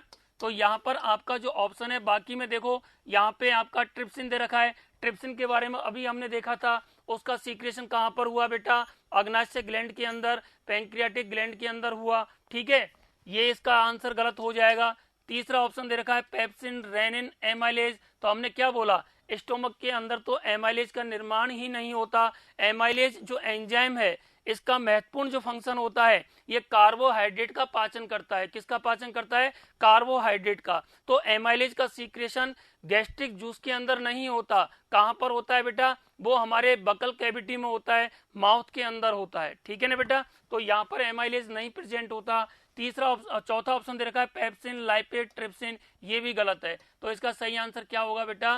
Pepsin, rennin, lipase. अब आपको पता लगा होगा, उम्मीद करता हूं कि आपको ये पता लग गया होगा कि हमारे स्टोमक के अंदर कौन कौन से एंजाइम प्रेजेंट होते हैं। पहला एंजाइम प्रोरेनिन एंजाइम। वो प्रोरेनिन जो एंजाइम है वो नॉन एक्टिव अवस्था होती है एंजाइम की, और वो HCl की उपस्थिति में सक्रिय रूप में परिवर्तित हो जाता है। एक्टिव फॉर्म कौन सी होती है बेटा प्रोरेनिन की? रेनिन। कौन सा होता है बेटा? रेनिन। इसी तरह से पेप्सिनोजन कैसी अवस्था है बेटा? Non active. कैसा है? नॉन एक्टिव होता है, लेकिन HCl की प्रेजेंस में किस में कन्वर्ट हो जाता है? पेप्सिन में कन्वर्ट हो जाता है। ये दोनों की दोनों एंजाइमों का जो संबंध होता है वो किसके पाचन से होता है बेटा? प्रोटीन के पाचन से होता है। किसके पाचन से? प्रोटीन के पाचन। दोनों ही एंजाइम प्रोटीन का पाचन करते हैं। आगे हम डिस्कस करेंगे इसी क्वेश्चन के बारे में, आगे और पूछा जाएगा, तब आपको मैं इतनी डिटेल नहीं बताऊंगा, वो डायरेक्ट ही आपको समझ में आ जाएगा। क्लियर बेटा? नेक्स्ट क्वेश्चन देखिए, किस शर्करा का अवशोषण सर्वाधिक होता है? अब यहां पर शर्करा को अंग्रेजी में क्या बोलते हो? क्या बोलते हो आप लोग? अरे भैया, शर्करा क्या होती है? कार्बोहाइड्रेट। अभी जो हम भोजन के रूप में हम जो ग्रहण करते हैं वो क्या लेते हैं? कार्बोहाइड्रेट लेते हैं। शुगर क्या होती है? कार्बोहाइड्रेट। जितनी भी शुगर होती है वो क्या है? सबकी सब कार्बोहाइड्रेट। और हमारा जो बॉडी का जो रिक्वायरमेंट होती है एनर्जी की, उस एनर्जी का 60 से 70% पूर्ति कौन करता है? कार्बोहाइड्रेट करता है। तो मेनली हमारे बॉडी के अंदर जो ऊर्जा के जो मुख्य स्रोत होते हैं, जो मेन सोर्स होते हैं एनर्जी के हमारे बॉडी के लिए, वो क्या होते हैं? कार्बोहाइड्रेट होते हैं। Secondary source of the energy in our human body क्या होते हैं? लिपिड होते हैं। लिपिड के द्वारा, वसा के द्वारा हमारे बॉडी के अंदर कितनी ऊर्जा की पूर्ति की जाती है? लगभग 20 से 30%। लेकिन ज्यादा मेजर क्वांटिटी में ऊर्जा कौन देता है हमें? कार्बोहाइड्रेट देते हैं। क्या देते हैं बेटा? कार्बोहाइड्रेट। अरे आपने पढ़ा होगा, ग्लूकोज क्या होता है? कार्बोहाइड्रेट। शुगर क्या होते हैं? कार्बोहाइड्रेट। ठीक है, फ्रक्टोज क्या है? कार्बोहाइड्रेट। सुक्रोज क्या है? कार्बोहाइड्रेट। कार्बोहाइड्रेट मुख्य रूप से बेटा 3 प्रकार के होते हैं। पहला होता है मोनोसैकेराइड, दूसरा होता है ओलिगोसैकेराइड, तीसरा होता है पॉलीसैकेराइड। क्लियर बेटा? मोनोसैकेराइड के अंदर कौन कौन से कार्बोहाइड्रेट आते हैं? ग्लूकोज आता है मेनली। आपका क्या आता है? ग्लूकोज। आपने जितने भी खिलाड़ी देखे होंगे, वो खिलाड़ी जब मैदान पर होते हैं तो वो ग्लूकोज का सेवन करते हैं ज्यादातर। और ग्लूकोज का सेवन क्यों करते हैं? वो इसलिए करते हैं ताकि उनको तुरंत ऊर्जा मिले, तुरंत उनकी बॉडी को ऊर्जा मिले। क्योंकि जब खिलाड़ी एक मैदान पर खेल रहा होता है, वो थका फील करता है, अपने आप को काफी थका हुआ महसूस करता है। तो उसकी थकावट को दूर करने के लिए तुरंत ही ऊर्जा की रिक्वायरमेंट होती है। और उस ऊर्जा की पूर्ति किसके द्वारा होती है? ग्लूकोज के द्वारा। किसके द्वारा? ग्लूकोज के द्वारा। और ग्लूकोज के द्वारा क्यों होती है? क्योंकि ग्लूकोज जो है बेटा हमारे आहार नाल में जाते तुरंत ही एब्जॉर्ब हो जाता है और तुरंत ही वो ऊर्जा देने का काम करता है। अब तुम बोलोगे सर ये बार बार ग्लूकोज ग्लूकोज कह रहे हो आप लोग। अरे तो भैया, ग्लूकोज का ऑक्सीडेशन होगा तो ही तो हमें ऊर्जा मिलेगी। समझ रहे हैं बात को? ये बहुत लंबा प्रोसेस है। आपको सिर्फ इतना सा समझना है कि आपके आहार नाल के अंदर सर्वाधिक अवशोषण कौन सी शर्करा का होता है या कौन से कार्बोहाइड्रेट का होता है, कौन से शुगर का सर्वाधिक एब्जॉर्बेशन होता है आहार नाल के द्वारा या जल्दी होता है, तो किसके कौन सा होता है बेटा, ग्लूकोज का होता है। ग्लूकोज के बाद में फ्रक्टोज, फ्रक्टोज के बाद में सुक्रोज, सुक्रोज के बाद में गैलेक्टोज। ये क्रम आपको याद रखना है। सबसे पहले सबसे ज्यादा ग्लूकोज, ग्लूकोज के बाद में फ्रक्टोज, फ्रक्टोज के बाद में सुक्रोज। अच्छा, ग्लूकोज को हम किस शुगर के नाम से भी जानते हैं, ग्रेप शुगर भी कहते हैं। ग्लूकोज को क्या बोलते हैं, ग्रेप शुगर भी कहते हैं। और फ्रक्टोज को क्या बोलते हैं, फ्रूट शुगर भी कहते हैं। क्या कहते हैं बेटा, फ्रूट शुगर भी कहते हैं। क्लियर, तो ये क्वेश्चन क्लियर बता दोगे तुरंत। ऊर्जा कौन देता है, ग्लूकोज, और इसीलिए ग्लूकोज का सर्वाधिक अवशोषण भी होता है बेटा आप किसके अंदर, हमारी आहार नाल के अंदर, इंटेस्टाइन के अंदर। नेक्स्ट क्वेश्चन है बेटा आपका, कौन सा खाद्य पदार्थ, अब वही खाद्य पदार्थ चल रहे हैं बेटा, कौन सा खाद्य पदार्थ ऊष्मारोधी होता है। ऊष्मारोधी यानी कि ऊष्मारोधी का मतलब जो ताप को अंदर जाने से रोकता है, टेम्परेचर बैरियर का काम करता है, यानी ताप को रोकने, बॉडी के टेम्परेचर को बढ़ने से रोकता है। ऐसी कौन सी लेयर होती है हमारे बॉडी के अंदर। अच्छा, आपने एक चीज नोट की है कभी, जो मोटे लोग होते हैं, मोटे, उनको सर्दी कम लगती है, उनको सर्दी कम लगती है सर्दी के अंदर, और जो पतले लोग होते हैं उनको सर्दी ज्यादा लगती है। ऐसा क्यों होता है बेटा, ऐसा, थोड़ा सा पानी पी लेता हूं बेटा, ठीक है।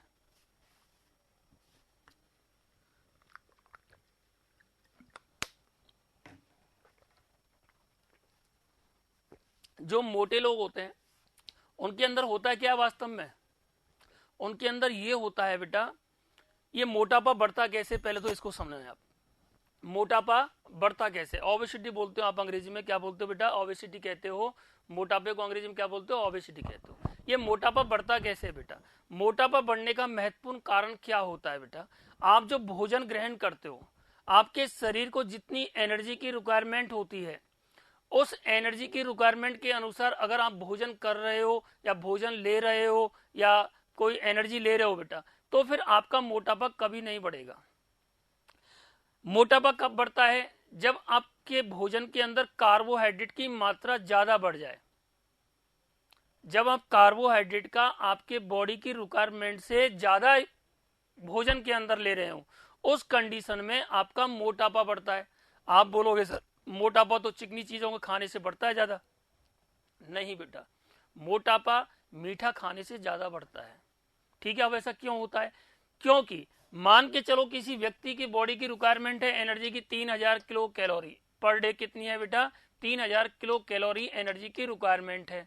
क्लियर बेटा, अब 3000 किलो कैलोरी ऊर्जा की प्राप्ति हेतु इसके आसपास अगर हम भोजन लेते हो या इससे कम लेते हो तो कोई समस्या नहीं है। लेकिन अगर आप भोजन की मात्रा 3000 किलो कैलोरी से ज्यादा बढ़ाकर अगर आप 5000 किलो कैलोरी पर डे ले रहे हो तो फिर क्या होगा पता है आपको बेटा, ये जो एक्स्ट्रा जो 2000 किलो कैलोरी जो एनर्जी है आपके शरीर के अंदर, ये क्या करती है बेटा, ये फैट के अंदर कन्वर्ट हो जाती है, वसा में कन्वर्ट हो जाती है। और फैट के अंदर कौन से फॉर्म में कन्वर्ट होती है, ट्राइग्लिसराइड के रूप में। किस रूप में होती है, ट्राइग्लिसराइड के रूप में। जो एक्स्ट्रा जो आपने भोजन ग्रहण किया, जो एक्स्ट्रा जो कार्बोहाइड्रेट आपने लिया, वो एक्स्ट्रा कार्बोहाइड्रेट आपके शरीर के अंदर किस में जाके कन्वर्ट हो गया, फैट के अंदर। और फैट भी कौन सी बेटा, ट्राइग्लिसराइड के अंदर। अब वो जो ट्राइग्लिसराइड है आपकी जो डर्मिस होती है, उस डर्मिस के नीचे एक एक्स्ट्रा लेयर और बना लेती है,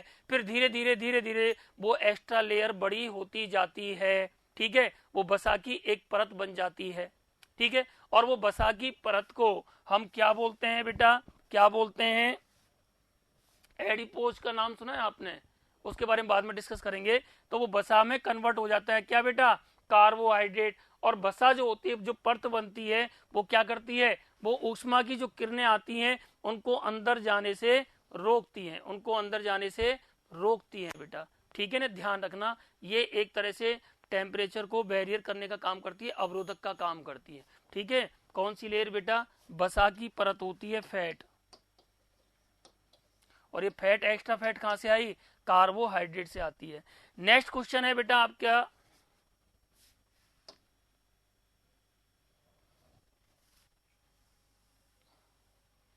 नेक्स्ट क्वेश्चन है बेटा डायरिया।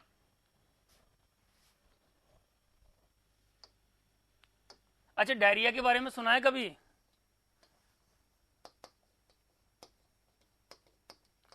एक डायरिया रोग होता है बेटा, इसको हिंदी में बोलते हैं बमन रोग। क्या कहते हैं इसको? बमन रोग भी कहते हैं। बमन रोग या डायरिया रोग किस तत्व की कमी से होता है? तो पहले तो आप रट लो बेटा इसको थोड़ा सा। किसकी वजह से होता है? मैग्नीशियम की वजह से होता है। किसकी वजह से होता है?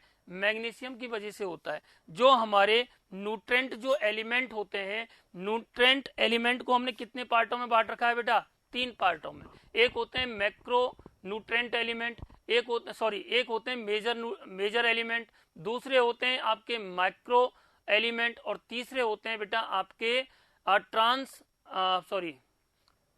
Trace element. कौन से होते हैं? Trace element. 3 प्रकार के एलिमेंट हमारे शरीर के अंदर प्रेजेंट होते हैं। पहले कौन से? मेजर, दूसरे होते हैं माइनर, और तीसरे होते हैं ट्रेस एलिमेंट। उनके बारे में हम आगे डिस्कस करेंगे। और ये जो मैग्नीशियम है, मैग्नीशियम कौन से तत्वों की श्रेणी में आता है? ये आता है बेटा माइनर एलिमेंट में। किस में आता है? माइनर एलिमेंट होता है मैग्नीशियम।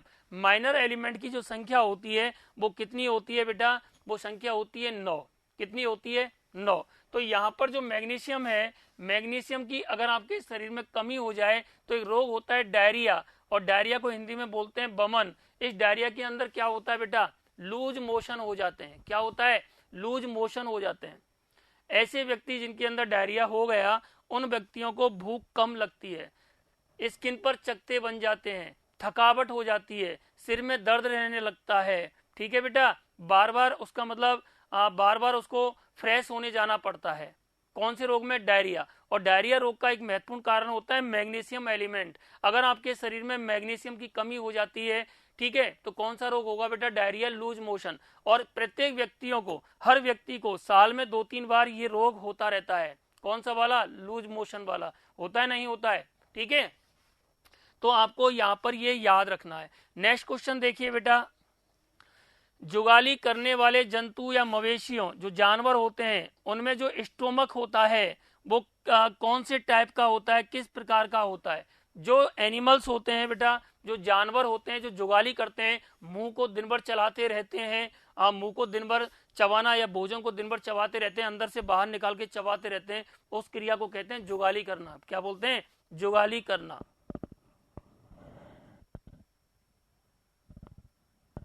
हाँ जी, हाँ जी। अब ये क्वांटिटी तो एग्जैक्ट मुझे पता नहीं है दोस्त कि कितना होता है। 75 ppm होता है, लेकिन कल मैं आपको इसका आंसर दूंगा, क्योंकि बायोलॉजी के अंदर हर एलिमेंट की क्वांटिटी को याद रखना बड़ा मुश्किल काम है। ठीक है, तो मैं आपको भी यही सजेस्ट करूंगा कि हालांकि इस तरह के क्वेश्चन नहीं पूछे जाते, क्वांटिटी आपसे नहीं पूछी जाती, क्योंकि इस तरह के रेयर क्वेश्चन सिर्फ और सिर्फ एग्जामिनर का एक ही मकसद होता है, बच्चे को अटकाना। ठीक है, इतने सारे आप इनका क्वांटिटी को याद नहीं रख सकते।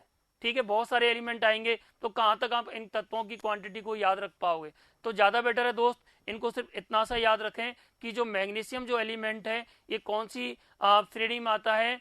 माइनर एलिमेंटों की श्रेणी में आता है। माइनर एलिमेंट वो एलिमेंट होते हैं जिनकी रिक्वायरमेंट जो कि मेजर एलिमेंटों के मुकाबले हमारे शरीर में कम होते हैं, उनको बोलते हैं माइनर एलिमेंट। माइनर एलिमेंट कौन कौन से होते हैं? नाम सुन लीजिए।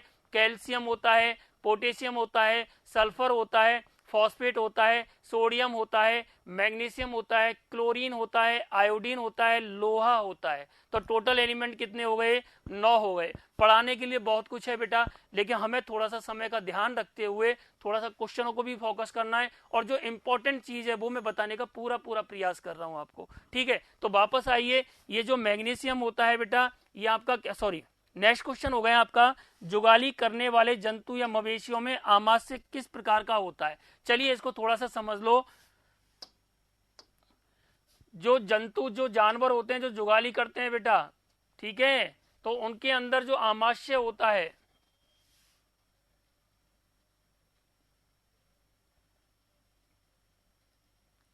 उनके अंदर जो आमाशय होता है वो किस तरह का होता है वो देखिए बेटा।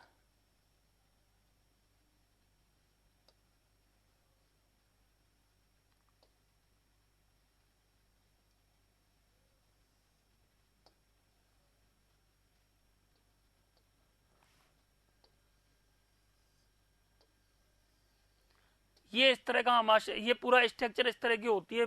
जो जानवर जो जुगाली करते हैं उनके अंदर इस तरह की स्ट्रक्चर होती है। ये वाला जो हिस्सा होता है बेटा, इस हिस्से को बोलते हैं रूमन। इसको क्या बोलते हैं बेटा? रूमन कहते हैं। क्लियर बेटा? ये वाला जो हिस्सा होता है बेटा, इसको बोलते हैं रेटिकुलम। इसको क्या बोलते हैं? रेटिकुलम।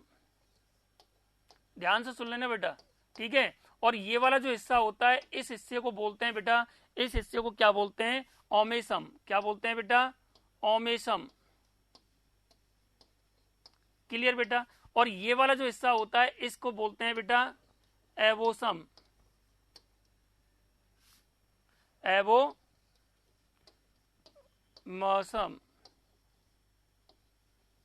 ठीक है बेटा? अब देखिए ध्यान से, जो जुगाली जो जानवर करते हैं, जो मुंह को चलाते हैं, वो अपने भोजन को चबाते रहते हैं, झाग सा निकलता रहता है, देखा आपने? फॉर्म भी निकलता रहता है उनके मुंह से, ठीक है। तो उनके अंदर होता है क्या, इस तरह की व्यवस्था होती है। हमारे अंदर जैसे एलिमेंट्री कैनाल होती है, उसके अंदर स्टोमक होता है, स्मॉल इंटेस्टाइन होती है। तो ऐसे जुगाली करने वाले जंतुओं का जो सिस्टम होता है डाइजेशन का, वो इस तरह से होता है बेटा, ठीक है। इसके 4 पार्ट होते हैं। ये गोल वाला जो हिस्सा होता है, यहाँ इसको बोलते हैं रूमन। और ये वाला जो हिस्सा होता है, इसको बोलते हैं बेटा रेटिकुलम। इसको क्या बोलते हैं? रेटिकुलम। ये वाला जो हिस्सा हो, इसको बोलते हैं ओमेसम। क्या बोलते हैं बेटा? ओमेसम कहते हैं। और ये जो हिस्सा होता है, इसको बोलते हैं बेटा एवोमैसम कहते हैं। क्या बोलते हैं? एवोमैसम कहते हैं। क्लियर? अब ध्यान से देखिए क्वेश्चन क्या कह रहा है बेटा। क्वेश्चन बोल रहा है जुगाली करने वाले जंतु या मवेशियों में आमाशय किस प्रकार का होता है? रूमेन प्रकार का होता है, रेटिकुलम प्रकार का होता है, या एवोमॉसम होता है, या ओमासम होता है? ठीक है, तो आपको ध्यान रखना है बेटा, जो कार्य हमारे अंदर स्टोमक कर रहा है, जो कार्य हमारे अंदर फंक्शन जो स्टोमक का है, वही फंक्शन जुगाली करने वाले जंतुओं के अंदर कौन करता है बेटा? कौन करता है? एवोमॉसम करता है। कौन करता है बेटा? एवोमॉसम के द्वारा होता है। तो आपका आंसर क्या होगा बेटा? एवोमॉसम। तो हमारे भोजन का सबसे पहले मुख्य गुहा में गया, मुख्य गुहा से कहां पर पहुंचता है बेटा? कहां पर पहुंचता है? आमाशय के अंदर। और आमाशय के अंदर कौन सी क्रियाएं होती हैं, वो आपको मैंने बता दिया। तो ऐसे जो क्रियाएं हमारे स्टोमक के अंदर होती हैं, सेम वही क्रिया यहाँ पर जुगाली करने वाले जंतुओं के इस वाले हिस्से में होती हैं। इस वाले हिस्से को बोलते हैं एवोमॉसम कहते हैं। तो यहाँ पर आपका आंसर क्या जाएगा बेटा? एवोमॉसम। तो यहाँ पर ये रेटिकुलम वाला जो है ये गलत दे रखा है, इसको आप करेक्शन कर लेना, ठीक है। कभी अगर आपको ये सीट कहीं मिल जाए तो इसको करेक्शन कर लेना, ठीक है बेटा। अब एक चीज मैं आपको यही बता देता हूं, जैसे कि यहाँ पर नेक्स्ट क्वेश्चन है, जुगाली करने वाले जो जंतु होते हैं उनमें जो झाग निकलता है, आपने देखा होगा कभी जब भैंस हुई या काऊ हुई या कोई भी जानवर हुआ, जब वो जुगाली करते हैं, मुंह को चलाते हैं, तो उनके मुंह से झाग निकलता रहता है, सफेद सफेद सा निकलता है, देखा है? तो वास्तव में वो झाग जो होता है वो होती कौन सी गैस है बेटा? वो होती है आपकी मीथेन गैस। कौन सी गैस होती है? मीथेन गैस होती है, ठीक है। अब ये ऐसा हो, गुड, वेरी गुड, सही आंसर है आपका। आपका नाम क्या है बेटा? एक्चुअली में क्या है, मुझ पर ये कमी नॉलेज है इसकी, तो थोड़ा सा ओपन करना नहीं आ रहा है मुझे। कल मैं सीख लूंगा, फिर एक एक का नाम यहाँ पर लूंगा बेटा, ठीक है। तो आपसे आग्रह करता हूँ अभी कमेंट कम करें और पढ़ने पे ध्यान ज्यादा दें। कल मैं इस चीज को सीख लूंगा, किस बच्चे ने क्या कमेंट डाला है, तो उसको पढ़ना सीख लूंगा, ठीक है। अभी ध्यान दें बेटा, ये जो कौन सी गैस होती है? मीथेन। अब ये मीथेन गैस आई कहाँ से बेटा? ये मीथेन गैस आती कहाँ से? तो आप ध्यान रखना, ये जो जंतु होते हैं, ये जो जानवर होते हैं, ये जो चारा खाते हैं, क्या खाते हैं? चारा जो खाते हैं, ये चारा कहां पर पहुंचता है बेटा? इस वाले हिस्से में पहुंचता है, रूमेन वाले हिस्से में, ठीक है। तो यहाँ पर एक क्रिया होती है, उस क्रिया को बोलते हैं किण्वन। क्या कहते हैं बेटा? किण्वन क्रिया कहते हैं। किण्वन को अंग्रेजी में क्या बोलते हैं? FREMENTATION, फ्रेमेंशन कहते हैं बेटा। किण्वन की क्रिया के परिणाम स्वरूप कौन सी गैस का निर्माण होता है? मीथेन का निर्माण होता है, ठीक है बेटा। और ये मीथेन ही वो सफेद झाग के रूप में मुंह से बाहर निकलती रहती है बेटा, समझ रहे हैं? अब इसकी कितनी परसेंटेज होती है? 10 से 12% होती है। टोटल जो भोजन लेता है ये जानवर, कोई भी जानवर, उस टोटल भोजन का 10 से 12% तो मीथेन के रूप में ही बाहर निकल जाता है, समझ रहे हैं। अब उनके बारे में कभी और डिस्कस करेंगे, अभी के लिए तो इतना ही समझ लो कि जो स्टोमक होता है वो कौन सा होता है, मेनली आमाशय का काम कौन करता है, एवोमोसम करता है, और कौन सी गैस की वजह से झाग निकलते हैं, मेथेन गैस की वजह से झाग निकलते हैं। उम्मीद करता हूं समझ में आया होगा। ठीक है बेटा, आगे चलते हैं। नेक्स्ट क्वेश्चन देखिए बेटा,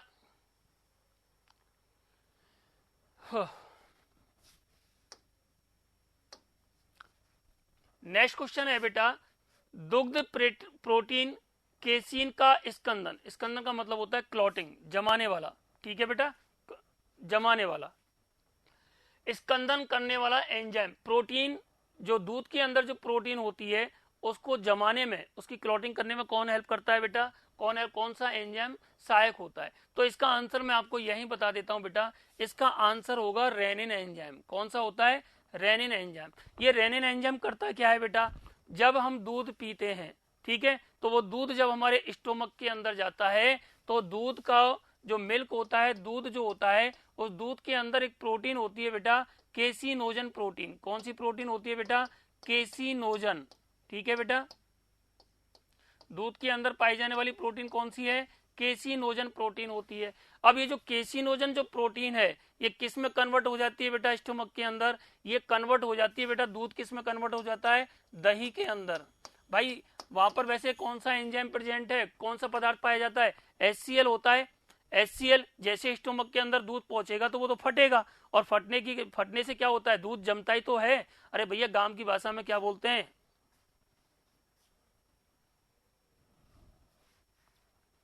आज थोड़ी सी परेशानी उठा लीजिए आप लोग, कल मैं आपकी हर समस्या का समाधान कर दूंगा। कल मैं जूम करना भी सीख जाऊंगा, कल मैं सारी चीज़ों का समाधान लेके आऊंगा आपको। आपके इस कॉपी पढ़ना सीख जाऊंगा, जो आप भेज रहे हो मुझे बार बार, मैं उसको नहीं पढ़ पा रहा हूँ, आप क्या लिख रहे हो। ठीक है बेटा, तो आज के लिए सॉरी, आज मैनेज कीजिए, कल मैं आपको बहुत अच्छे से सारी चीज़ें बताऊंगा। आप तो सिर्फ इतना सा बता दीजिए कि जो मैं समझा रहा हूँ, जो क्वेश्चन मैं आपको बता रहा हूँ और एक्स्ट्रा जो चीज़ें मैं आपको बता रहा हूँ वो समझ में आ रहा है या नहीं आ रहा, इतना सा मुझे बता दीजिए। जल्दी से कमेंट कर दो, समझ में आ रहा है नहीं आ रहा है, अच्छा लग रहा है नहीं लग रहा है। अरे कोई रिप्लाई नहीं किया आपने, थोड़ा सा रिप्लाई करो यार, अच्छा नहीं लग रहा आपको। Okay, thank you dear, thank you. आगे देखिए बेटा, क्वेश्चन क्या था बेटा, मिल्क जो होता है उसके अंदर एक प्रोटीन होती है जिस प्रोटीन को बोलते हैं केसीन या केसीनोजन या केसीन प्रोटीन कहते हैं। सॉरी, कौन सी प्रोटीन होती है दूध के अंदर, केसीन प्रोटीन होती है। कौन सी प्रोटीन पाई जाती है, केसीन प्रोटीन पाई जाती है। अब ये जो दूध है जैसे आपके स्टोमक के अंदर जाता है तो ये किस में कन्वर्ट हो जाता है बेटा, दही में कन्वर्ट हो जाता है। जो दही होता है दही में कन्वर्ट हो जाता है। तो दही कैसा होता है, जम जाता है, जो दूध है वो जम जाता है। तो जमने में कौन सा एंजाइम हेल्प करता है, मेनली वो एंजाइम होता है बेटा प्रोरेनिन। कौन सा एंजाइम होता है, सॉरी रेनिन एंजाइम होता है। कौन सा एंजाइम होता है, रेनिन एंजाइम होता है। अब रेनिन क्या करता है, इस दूध के अंदर जो केसीन जो प्रोटीन है उसको किस में कन्वर्ट कर देता है, केसीनोजन में कन्वर्ट कर देता है। किस में बेटा, केसीनोजन में कन्वर्ट कर देता है। इस केसीनोजन को हम किस नाम से भी जानते हैं बेटा, पैराकैसिनेट। क्या बोलते हैं बेटा, पैराकैसिनेट भी कहते हैं। तो ध्यान रखना, ये जो रेनिन है, रेनिन आपके स्टोमक के अंदर किसका पाचन करती है बेटा, प्रोटीन का। ये तो बताया था थोड़ी देर पहले मैंने आपको, किसके पाचन से संबंधित होती है, प्रोटीन। तो दूध के अंदर कौन सी प्रोटीन, केसीन। केसीन को किस में कन्वर्ट कर दिया, केसीनोजन में। और दही के अंदर केसीनोजन होता है, और केसीनोजन को ही क्या बोलते हैं बेटा, पैराकैसिनेट भी कहते हैं। क्या बोलते हैं, पैराकैसिनेट भी कहते हैं। तो ध्यान रखना, रेनिन एंजाइम का मुख्य काम होता है दूध को दही में बदलना या केसीन प्रोटीन को केसीनोजन में कन्वर्ट करना। दूसरा एक चीज और याद रखना, ये वयस्क एडल्ट के अंदर जो वयस्क जो लोग होते हैं उनके अंदर रेनिन एंजाइम का अभाव होता है। जो छोटे बच्चे होते हैं उनके अंदर ही रेनिन एंजाइम सक्रिय होता है। आपने देखा होगा छोटे बच्चे दूध पी लेते हैं, बार बार में उल्टी सी कर देते हैं, जो दही जैसा निकलता है उनके मुंह से, निकलता नहीं निकलता है। आपके मुंह से कभी दही जैसा कोई पदार्थ निकला है क्या, कभी नहीं निकलता, क्योंकि आपके अंदर रेनिन एंजाइम होता ही नहीं है। वयस्क अवस्था में रेनिन नहीं होता, सक्रिय नहीं होता, केवल और केवल बच्चों के अंदर ही सक्रिय होता है। किसके अंदर सक्रिय होता है, केवल बच्चों के अंदर जो शिशु अवस्था में होते हैं, जो दूध पीने वाले बच्चे होते हैं, उनके अंदर ही एक्टिव अवस्था में होता है रेनिन एंजाइम। जैसे ही एडल्ट में कन्वर्ट होता है उसके अंदर रेनिन एंजाइम निष्क्रिय हो जाता है, नॉन एक्टिव रहता है बेटा। ठीक है, अब क्यों होता है, कैसे होता है, वो कभी फुर्सत के पलों में हम आपसे डिस्कस करेंगे। तो यहाँ पर आपका आंसर क्या जाएगा बेटा, रेनिन एंजाइम दुग्ध प्रोटीन को, मिल्क प्रोटीन को किस में कन्वर्ट कर देता है, दही के अंदर। और कौन सी प्रोटीन बनाता है, पैराकैसिनेट। कौन सी प्रोटीन, पैराकैसिनेट प्रोटीन का निर्माण करता है। नेक्स्ट क्वेश्चन देखिए बेटा, इस क्वेश्चन को वैसे बेटा विटामिन के बारे में बताऊंगा आपको, वैसे अभी आपके क्वेश्चन डाल दिया है तो आप देख लीजिए बेटा। जो नेक्स्ट क्वेश्चन है, कोई बच्चा जवाब देगा बेटा। वे व्यक्ति जिनके आहार में मैजाइज, मक्का को अंग्रेजी में क्या बोलते हैं, मैजाइज। ठीक है, तो ये जो मक्का होती है, मक्का की मात्रा अगर आप ज्यादा लेते हो या ज्यादा मात्रा में मक्का खाते हो, ठीक है, अरे भुट्टे बोलते हो आप शहर की भाषा में, जब कभी घूमने जाते हो तो क्या बोलते हो, भुट्टे बना दे, एक भुट्टे खाना है अपन को। तो ये जो मक्का होती है बेटा, इस मक्का को अगर हम ज्यादा मात्रा में लें तो उससे कौन सा रोग होने की संभावना होती है। ठीक है बेटा, अब बहुत इंपॉर्टेंट क्वेश्चन है। ठीक है, तो ये जो मक्का है, मक्का के द्वारा, वैसे इसका आंसर होगा बेटा रिकेटस नहीं होता, रिकेटस होता है विटामिन डी की कमी से। किसकी कमी से, विटामिन डी। और विटामिन डी का पूरा नाम क्या होता है, कैल्सीफेरॉल। क्या होता है बेटा, कैल्सीफेरॉल होता है। यहाँ पर दूसरा रोग दे रखा है पेलेग्रा। पेलेग्रा जो रोग होता है किसकी वजह से होता है, विटामिन B5 की वजह से। किसकी वजह से होता है, विटामिन B5 की वजह से। और एनीमिया, एनीमिया के कई कारण होते हैं बेटा, विटामिन B12 भी होता है, अभी थोड़ी देर पहले हमने डिस्कस किया था, विटामिन B8 भी होता है। और अभी आयरन को भी हमने एक कारण देखा था, नहीं देखा था, हीमोग्लोबिन की कमी हो जाती है तो भी एनीमिया हो जाता है। एनीमिया कई प्रकार का होता है, there are so many type of the anaemia. One is the pernicious anaemia होता है, ठीक है, सिकल सेल एनीमिया होता है, बहुत सारे प्रकार के एनीमिया होते हैं। एक रोग होता है बेटा वेरी वेरी। ये सारे के सारे जो चारों रोग हैं किसकी वजह से होते हैं, विटामिन की वजह से होते हैं। किसकी वजह से होते हैं, विटामिन की कमी से होते हैं। तो और एक चीज और बेटा, विटामिन की कमी से होने वाले रोगों को ही हम क्या बोलते हैं बेटा, क्या बोलते हैं, डेफिशिएंसी डिजीज बोलते हैं। क्या बोलते हैं बेटा, डेफिशिएंसी डिजीज बोलते हैं विटामिनों की कमी से होने वाले रोगों को। ठीक है, बैक्टीरिया वायरस की वजह से होने वाले रोगों को हम डेफिशिएंसी डिजीज नहीं बोलते। कभी भी क्वेश्चन आए एग्जाम में, निम्नलिखित में से डेफिशिएंसी डिजीज कौन सी है, तो डेफिशिएंसी डिजीज का मतलब ही सीधा क्या है बेटा, विटामिनों की कमी से होने वाले रोग या न्यूट्रिएंट एलिमेंट की कमी से होने वाले रोग कौन से हैं। समझ रहे हैं बात को, तो ध्यान रखना है। यहां पर जो क्वेश्चन पूछा गया है, अगर कोई व्यक्ति ज्यादा मक्का का सेवन करे तो कौन सा रोग होने की संभावना होती है, पेलेग्रा। अब पेलेग्रा जो रोग है बेटा, इसके सिम्टम्स क्या होते हैं, जिस व्यक्ति के अंदर पेलेग्रा रोग होता है वो व्यक्ति के अंदर लूज मोशन हो जाते हैं। क्या हो जाते हैं, लूज मोशन भी हो जाते हैं, उसकी स्किन पर चकत्ते बन जाते हैं, रेड रेड चकत्ते बन जाते हैं, ठीक है, लाल लाल स्पॉट हो जाते हैं। साथ में जो उसकी स्किन है वो भी खराब होना स्टार्ट हो जाती है। ठीक है, नेक्स्ट जो इसका लक्षण होता है पेलेग्रा रोग का, वो क्या होता है बेटा, वो होता है आदमी के अंदर पागलपन जैसी स्थिति पैदा हो जाती है। पागलपन स्थिति को बोलते हैं बेटा डेमनेशिया। एक बीमारी और होती है बेटा, इंसोम्निया भी हो जाता है। तो ये बहुत सारी बीमारियां होती हैं, आपको सिर्फ आपके एग्जाम के दृष्टिकोण से इतना ही याद रखना है कि यहाँ पर मक्का का ज्यादा सेवन करने से एक रोग होता है जिसको बोलते हैं पेलेग्रा, और पेलेग्रा रोग के अंदर लूज मोशन होता है, डायरिया हो जाता है। क्या हो जाता है, डायरिया रोग हो जाता है। थोड़ा सा पानी ले लो बेटा।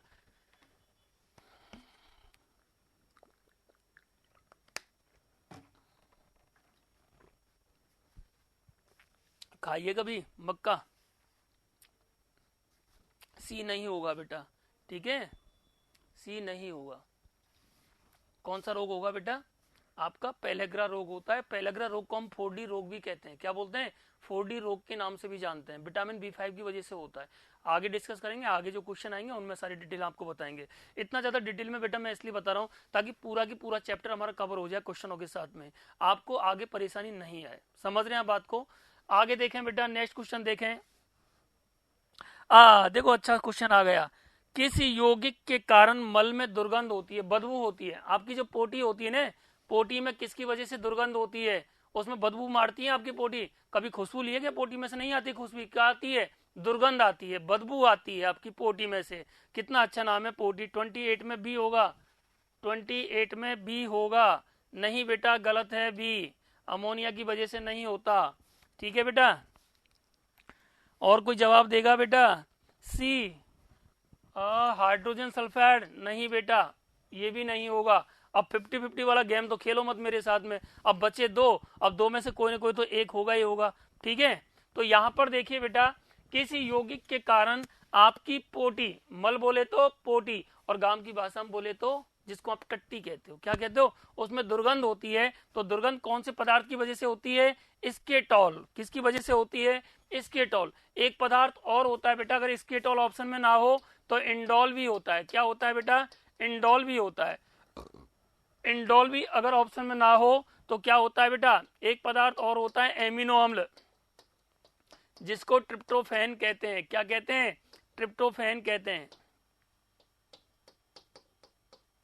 ठीक है बेटा, इसकी वजह से भी आपकी पोटी में दुर्गंध होती है। स्केटॉल, इंडोल या ट्रिप्टोफैन, इन तीनों ही पदार्थों की वजह से हमारी पोटी में क्या होता है बेटा? दुर्गंध आती है। और ये तीनों की तीनों पदार्थों का निर्माण किसके द्वारा होता है? एमिनो अम्लों के द्वारा होता है। किसके द्वारा? एमिनो अम्लों के द्वारा होता है। समझ रहे हैं आप बात को? और एमिनो अम्ल जो आपकी बिलिरुबिन, बिलिवर्डिन है, वहां से भी इनका निर्माण होता है बेटा, स्केटोल का। कल हमने एक क्वेश्चन डिस्कस किया था, आपको याद है? पोटी का रंग कैसा होता है? ब्राउनिश कलर का होता है। किसकी वजह से होता है? स्टरकोबिलिन की वजह से होता है। यूकोबिलिन या स्टरकोबिलिन, ये जो पदार्थ होता है इसकी वजह से पोटी का रंग होता है। जबकि उसके अंदर दुर्गंध जो होती है वो किसकी वजह से होती है बेटा? स्केटॉल या इंडोल या ट्रिप्टोफैन के कारण दुर्गंध होती है, बदबू होती है। कई बार क्वेश्चन एग्जाम में पूछे गए हैं। ठीक है बेटा, नेक्स्ट क्वेश्चन देखिए बेटा। अच्छा, जो नेक्स्ट क्वेश्चन आएगा उसका तो सब जवाब दे देंगे। मनुष्य में दांतों की संख्या जो 2 बार आती है, ऐसे दांत मनुष्य के अंदर कितने होते हैं जो कि जिंदगी में, उसकी जिंदगी में 2 बार आते हैं? जल्दी से आंसर दीजिए बेटा। क्वेश्चन नंबर 29 का कौन जवाब देगा? किसी पे ने नहीं दिया। चलिए देखिए, 29 का आंसर होगा बेटा, इसके अंदर पहले तो हम देख लेते हैं मनुष्य के अंदर कौन कौन से प्रकार के दांत प्रेजेंट होते हैं। अच्छा, 29 का आंसर दिया है सी, सही आंसर है। अब देख लीजिए, जो बच्चे सुन रहे हैं मुझे, वो देख लीजिए कैसे होते हैं बेटा।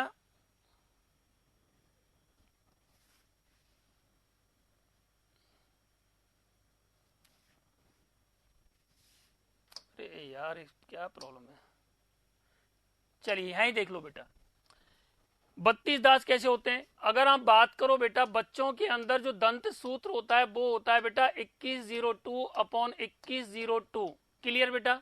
अब हमारे अंदर दांत कौन कौन से प्रकार के होते हैं? पहले होते हैं बेटा इंसाइजर। कौन से होते हैं? इंसाइजर। दूसरे कौन से होते हैं? कैनाइंस। तीसरे कौन से होते हैं? प्रीमोलर्स। और चौथे कौन से प्रकार के होते हैं? मोलर्स। क्लियर? ये तो सबको पता है। मनुष्य के अंदर, हमारे अंदर 4 प्रकार के टीथ होते हैं। कितने प्रकार के? 4 प्रकार के। इंसाइजर, प्रीमोलर्स, मोलर्स, कैनाइंस, 4 प्रकार के हो गए।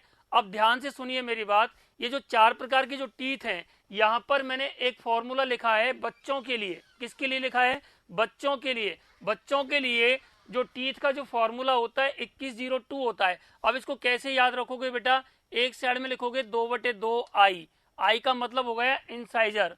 दूसरी साइड में लिखोगे बेटा 1/1। यहां पर क्या लिखोगे बेटा? यहां पर लिखोगे कैनाइंस के लिए। नेक्स्ट लिखोगे बेटा 0/0, ये किसके लिए हो गया बेटा? प्री मोलर्स के लिए। नेक्स्ट हो गया 2/2, तो ये 2/2 जो होता है किसके लिए होता है बेटा? मोलर्स के लिए। ये आपको क्रम याद रखना है, टूटना नहीं चाहिए बेटा। बच्चों के अंदर ये जो मैंने फॉर्मूला लिखा है 2102 और अपॉन 2102, इसका जो क्रम होगा वो क्रम क्या होगा बेटा? 2/2 इंसाइजर, 1/1 कैनाइंस और 0/0 पीएम यानी प्रीमोलर्स और 2/2 यानी कि मोलर्स टीथ होते हैं। अब देखिए आपको गणना कैसे करनी है। अगर आपसे बच्चों के अंदर दांतों की संख्या पूछी जाए भाई कितनी होती है, तो इस फार्मूला से कैसे ज्ञात करोगे? इंसाइजर दांतों के लिए क्या दे रखा है बेटा? 2/2। ठीक है, तो उसको मल्टीप्लाई कर दीजिए 2 से, तो इसका आंसर क्या आएगा बेटा? 4/4। अरे आप वाली मैथ नहीं लगानी इसके अंदर, आप वाली मैथ नहीं लगानी इसके अंदर। कौन सी वाली मैथ लगानी है? बायोलॉजी वाली। ठीक है, 2/2 को आप मल्टीप्लाई कर दोगे 2 को, ठीक है, ऊपर भी 2 से गुना कर देंगे, नीचे भी 2 से गुना कर देंगे, तो आंसर क्या आएगा बेटा? 4/4। तो इंसाइजर जो दांत होते हैं वो बच्चों के अंदर 4 होते हैं ऊपरी जबड़े में और 4 होते हैं निचले जबड़े में। ठीक है, तो 2 प्रकार के टीथ भाई ऊपरी जबड़े में भी टीथ होते हैं, निचले जबड़े में भी होते हैं। टोटल टीथ कितने होते हैं मनुष्य के अंदर? 32 होते हैं। कितने होते हैं? 32। लेकिन बच्चों के अंदर 32 थोड़ी होते हैं। बच्चों के अंदर कितने टीथ होते हैं वही तो हम निकाल रहे हैं। तो बच्चों के अंदर जो इंसाइजर जो टीथ होते हैं उनकी संख्या होती है बेटा 8। ऊपरी जबड़े में 4, निचले जबड़े में 4। अब ऐसे आसानी से आप बता दोगे कि बच्चों के अंदर कैनाइंस कितने होते हैं, कैनाइंस दांतों की संख्या कितनी होती है। तो फार्मूला में क्या है? एक ऊपर है एक नीचे है, ऊपर भी 2 से गुना, नीचे भी 2 से मल्टीप्लाई। आंसर क्या आ जाएगा बेटा? 2/2। टोटल दांत कितने हो गए? कैनाइंस 4 हो गए। कितने हो गए? 4। 2 ऊपरी जबड़े में, 2 निचले जबड़े में। क्लियर बेटा? इसी प्रकार प्री मोलर टीथों की संख्या कितनी आ जाएगी बच्चों के अंदर?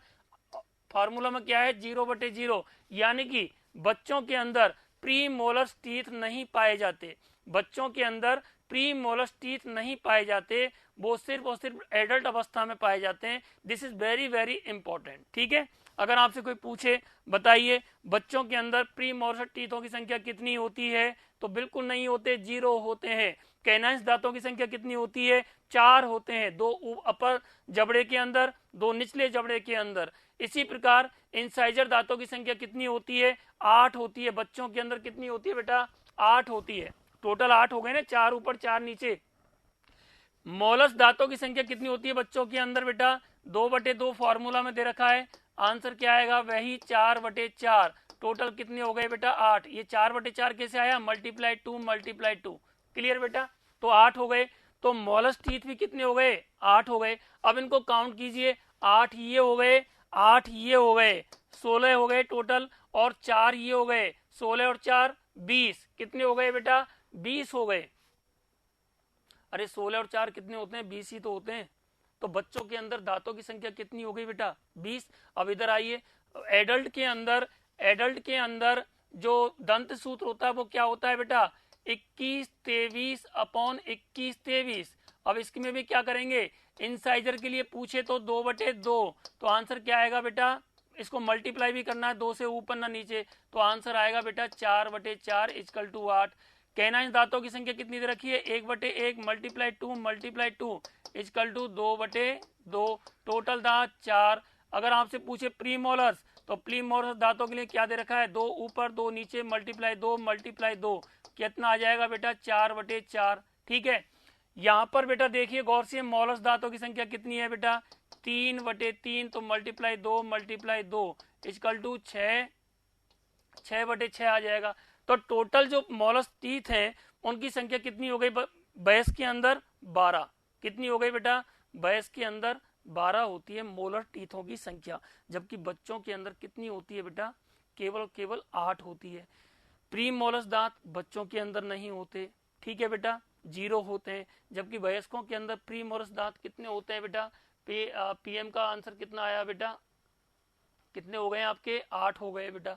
तो अगर इन दांतों को आप काउंट करेंगे, 8 ये हो गए, 4 ये हो गए, 8 4 12, 12 और 8 20, 20 और 12 कितने हो गए? 32। अब देखिए ये क्या पूछ रहा है बेटा? ये आपसे पूछ रहा है मनुष्य में दांतों की संख्या जो 2 बार आते हैं उनकी संख्या कितनी होती है बेटा? 20 होती है। कितनी होती है बेटा? 20 होती है। बाकी के प्री मोलर्स, और यहाँ पर 4 किस में बढ़ गए? यहाँ पर तो कितने थे बेटा? आपके मोलस कितने थे? 8 ही थे। लेकिन यहाँ पर मोलस दांत कितने हो गए? 12 हो गए। यानी कि 8 से डायरेक्टली कितने हुए? 12 हुए। तो संख्या में कितने की वृद्धि हुई एडल्ट में? 4। 4 ही तो बढ़े बेटा, 4 बढ़े या नहीं बढ़े? ठीक है, और यहाँ पर प्री मोलस नहीं थे, यहाँ पर प्री मोलस थे। कितने हो गए? 8। तो 8 और 4 कितने हुए बेटा? 12। तो ये जो 12 जो टीथ हैं आपके, ये क्वेश्चन क्या कह रहा है बेटा? वो 20 वाला क्वेश्चन गलत था बेटा। ये मनुष्य में दांतों की संख्या जो 2 बार आती है उन दांतों की संख्या तो कितनी है बेटा? 12 है। लेकिन बाकी के जो टीथ हैं, सॉरी आंसर 20 ही आएगा बेटा।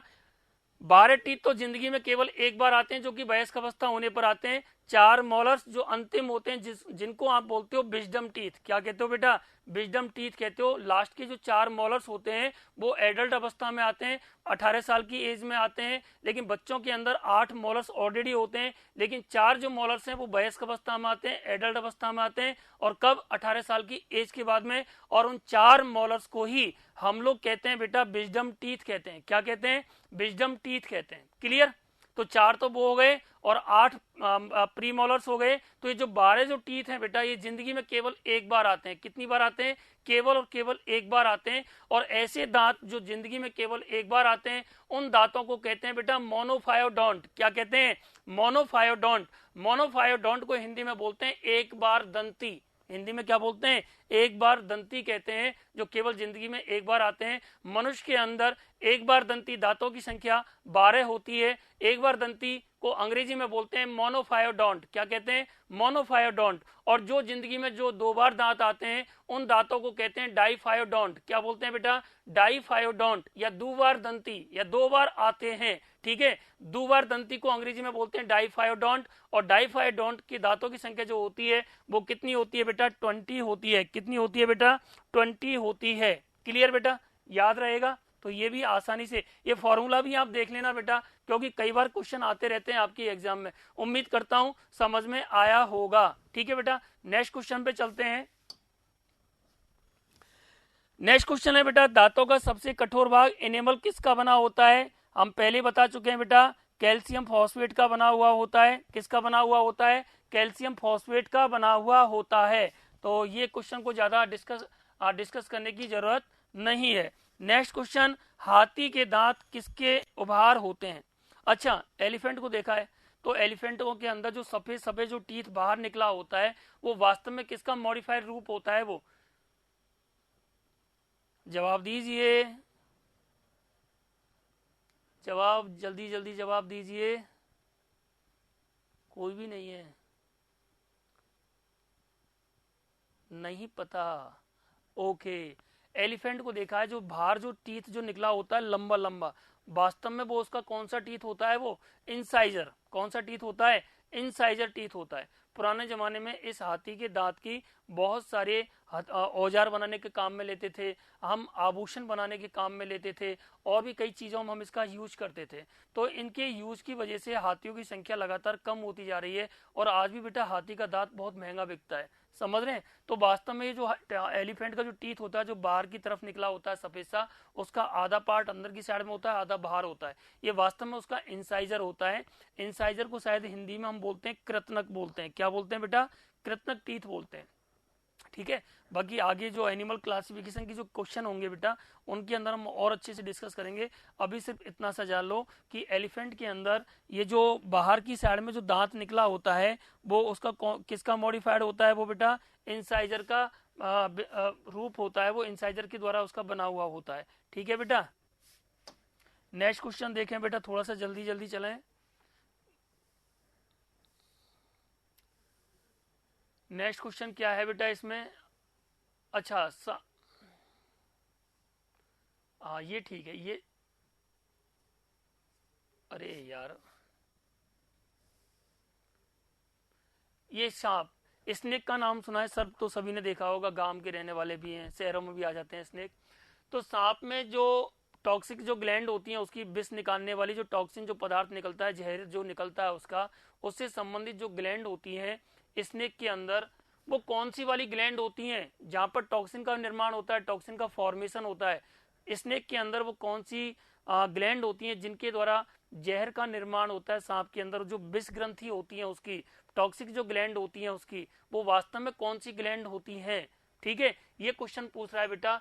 इंफ्रा ऑर्बिटल ग्लैंड, सब लिंगुअल ग्लैंड, पेरिटोड ग्लैंड। अच्छा, एक चीज बता देता हूं, कल भी मैंने डिस्कस किया था आपसे, कल भी मैंने आपको डिस्कस किया था कि हमारे अंदर सैलाइवा का सीक्रेशन जो होता है वो किसके द्वारा होता है? सैलाइवरी ग्लैंड प्रेजेंट होती है। कौन कौन सी ग्लैंड? एक कान के नीचे पैरोटिड, जीभ के नीचे सबलिंगुअल ग्लैंड, और एक ग्लैंड और बताई थी बेटा यहाँ पर निचले जबड़े में खुलती है। कौन सी ग्लैंड बताई थी? सब मैंडिबुलर ग्लैंड बताई थी मैंने आपको। ठीक है, और इसी पैरोटिड ग्लैंड के अंदर मम्स नामक बीमारी होती है। इसमें अगर इन्फेक्शन हो जाता है, तो कल डिस्कस कर रहे थे हम लोग, उम्मीद करता हूं याद, अच्छा नो आइडिया, ओके ठीक है। तो हमारे मुख गुहा के अंदर, बकल कैविटी के अंदर जो लार का सीक्रेशन होता है, जो सैलाइवरी जो ग्लैंड होती है, वो कौन कौन सी ग्लैंड बताई थी? पैरोटिड ग्लैंड, सबलिंगुअल ग्लैंड और सबमैंडिबुलर ग्लैंड। इन 3 ग्लैंडों के द्वारा लार का सीक्रेशन होता है। लेकिन स्नेक के अंदर क्या होता है बेटा? ये जो पैरोटिड जो ग्लैंड होती है, कौन सी ग्लैंड होती है? पैरोटिड जो ग्लैंड होती है, ये इसका शुद्ध नाम क्या है बेटा? पैरोटिड, पैरेटॉइड कर रखा है यहाँ पे। पैरोटिड जो ग्लैंड होती है, इसके द्वारा उसके अंदर, सर्प के अंदर, ये कौन सी ग्रंथि का निर्माण करती है? विष ग्रंथि के समान कार्य करती है, यानी जहर बनाने से संबंधित काम करती है। जो ग्रंथि मनुष्य के अंदर लार का सीक्रेशन करती है, वही ग्लैंड स्नेक के अंदर, पैरोटिड ग्लैंड, किसका काम करेगी? जहर बनाने का काम करती है, या जहर के समान काम करती है। बीनोम, स्नेक बीनोम का नाम सुना है? उस बीनोम के अंदर जो टॉक्सिक जो पदार्थ होता है, उसका निर्माण एक्चुअली में किसके द्वारा होता है? पैरोटिड ग्लैंड के द्वारा ही होता है। ठीक है बेटा, नेक्स्ट क्वेश्चन देखिए। अभी ले लार का क्वेश्चन आ गया। किसका क्वेश्चन आ गया? लार। लार को अंग्रेजी में क्या बोलते हैं? सैलाइवा। क्या बोलते हैं बेटा? सैलाइवा कहते हैं। लार को अंग्रेजी में बोलते हैं सैलाइवा। तो सैलाइवा का सीक्रेशन कहां से होता है? सैलाइवा ग्लैंड से, सैलाइवरी ग्लैंड से होता है। कौन कौन सी? पैरोटिड और सबलिंगुअल और तीसरी सबमैंडिबुलर ग्लैंड। इन 3 ग्रंथियों के द्वारा लार का निर्माण होता है। अब जो सैलाइवा निकलता है बेटा, उस सैलाइवा के अंदर कौन कौन से एंजाइम होते हैं बेटा? एक एंजाइम होता है बेटा एमाइलेज। कौन सा एंजाइम होता है? एमाइलेज।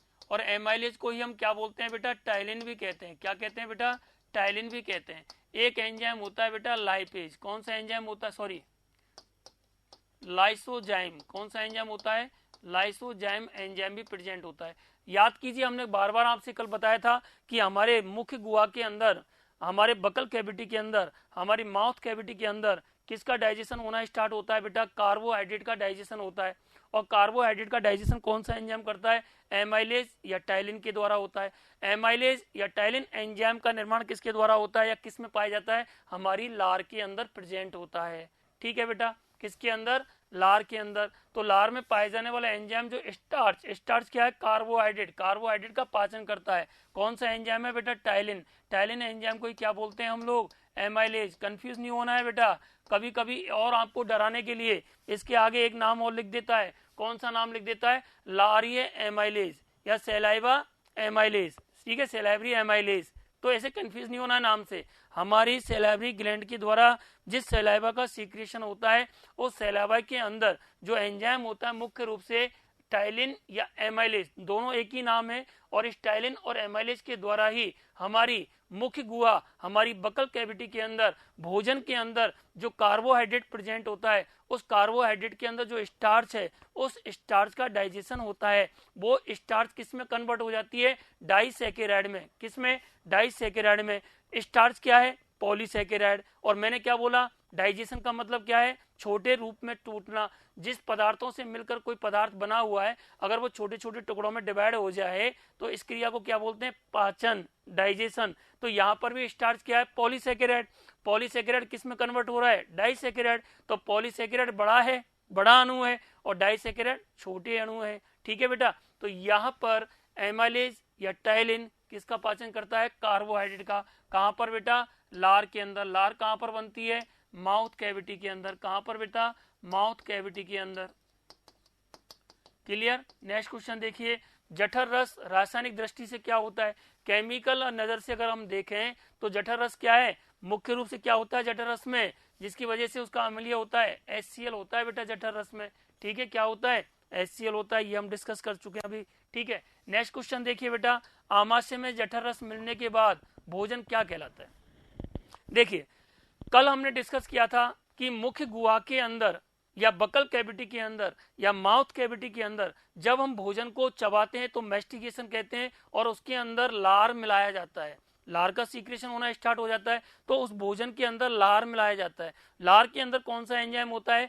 एमाइलेज। एमाइलेज क्या करता है कि जो हमारे ने भोजन लिया, उस भोजन के अंदर जो कार्बोहाइड्रेट था उसको डाइजेस्ट कर दिया। दूसरा एंजाइम होता है बेटा लार के अंदर लाइसोजाइम।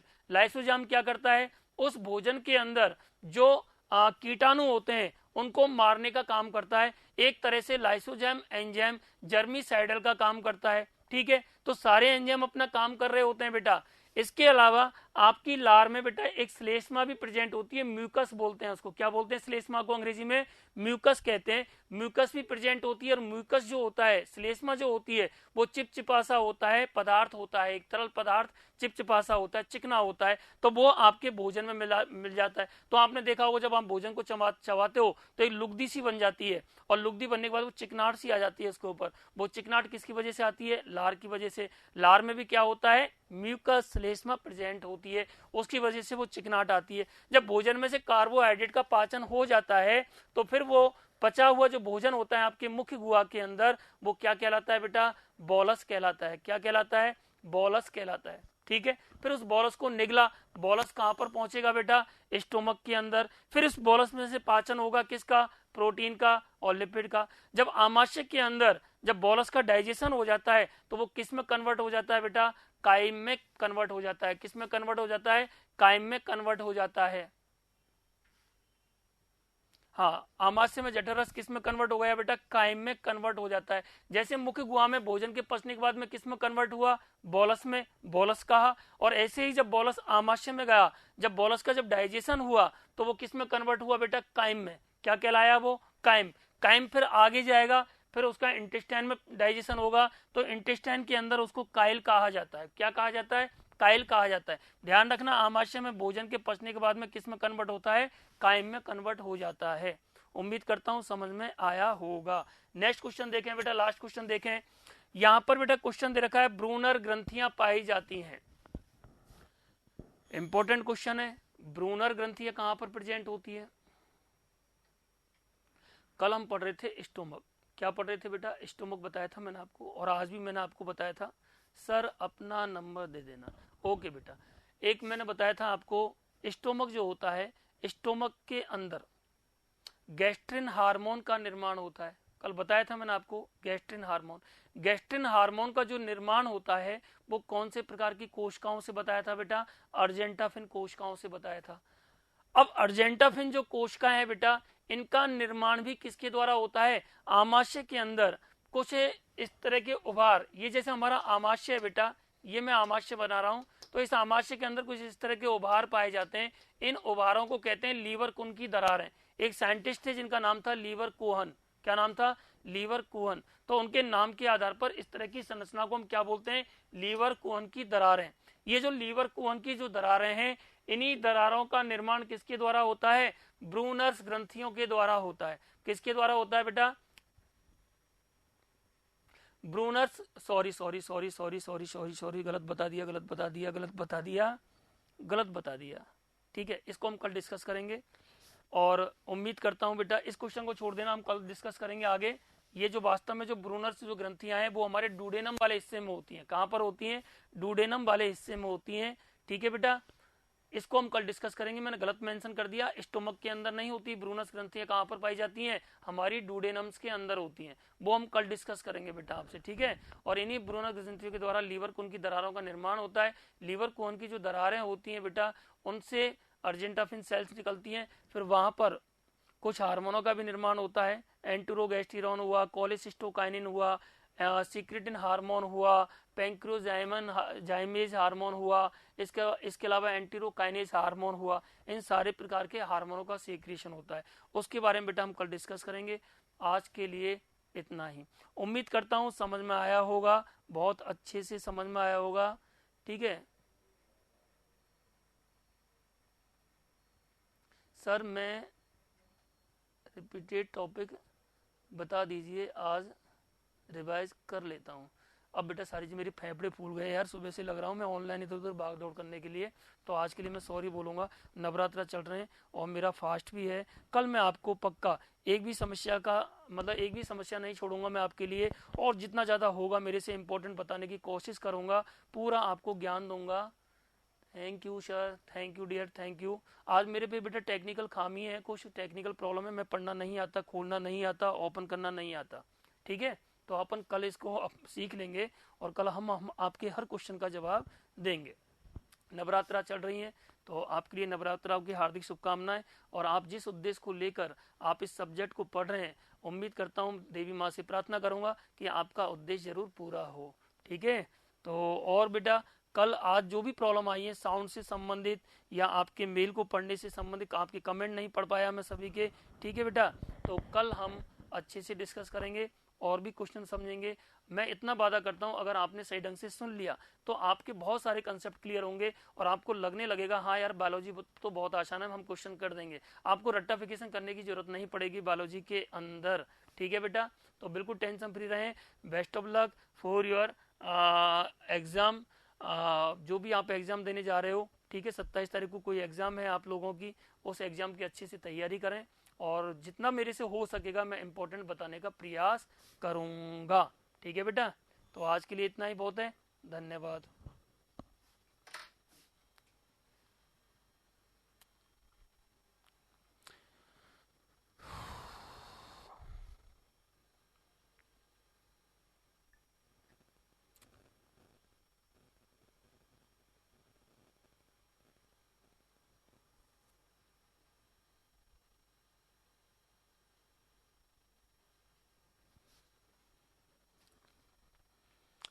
समझ में तो आया ना सभी के बेटा? ऐसा तो नहीं समझ में नहीं आया हो किसी को? है, पूरी कोशिश की है बेटा आपको समझाने का, और फास्ट इसलिए चल रहा हूँ थोड़ा सा कि कम समय में ज़्यादा से ज़्यादा चीज़ें आपको समझ में आए। ठीक है ना बेटा, क्वेश्चन बहुत आसान आते हैं, बहुत सरल आते हैं, बस सिर्फ इतना सा है, कंसेप्ट अगर क्लियर हो तो और भी मज़ा आता है। ठीक है ना, तो आज के लिए इतना ही, धन्यवाद।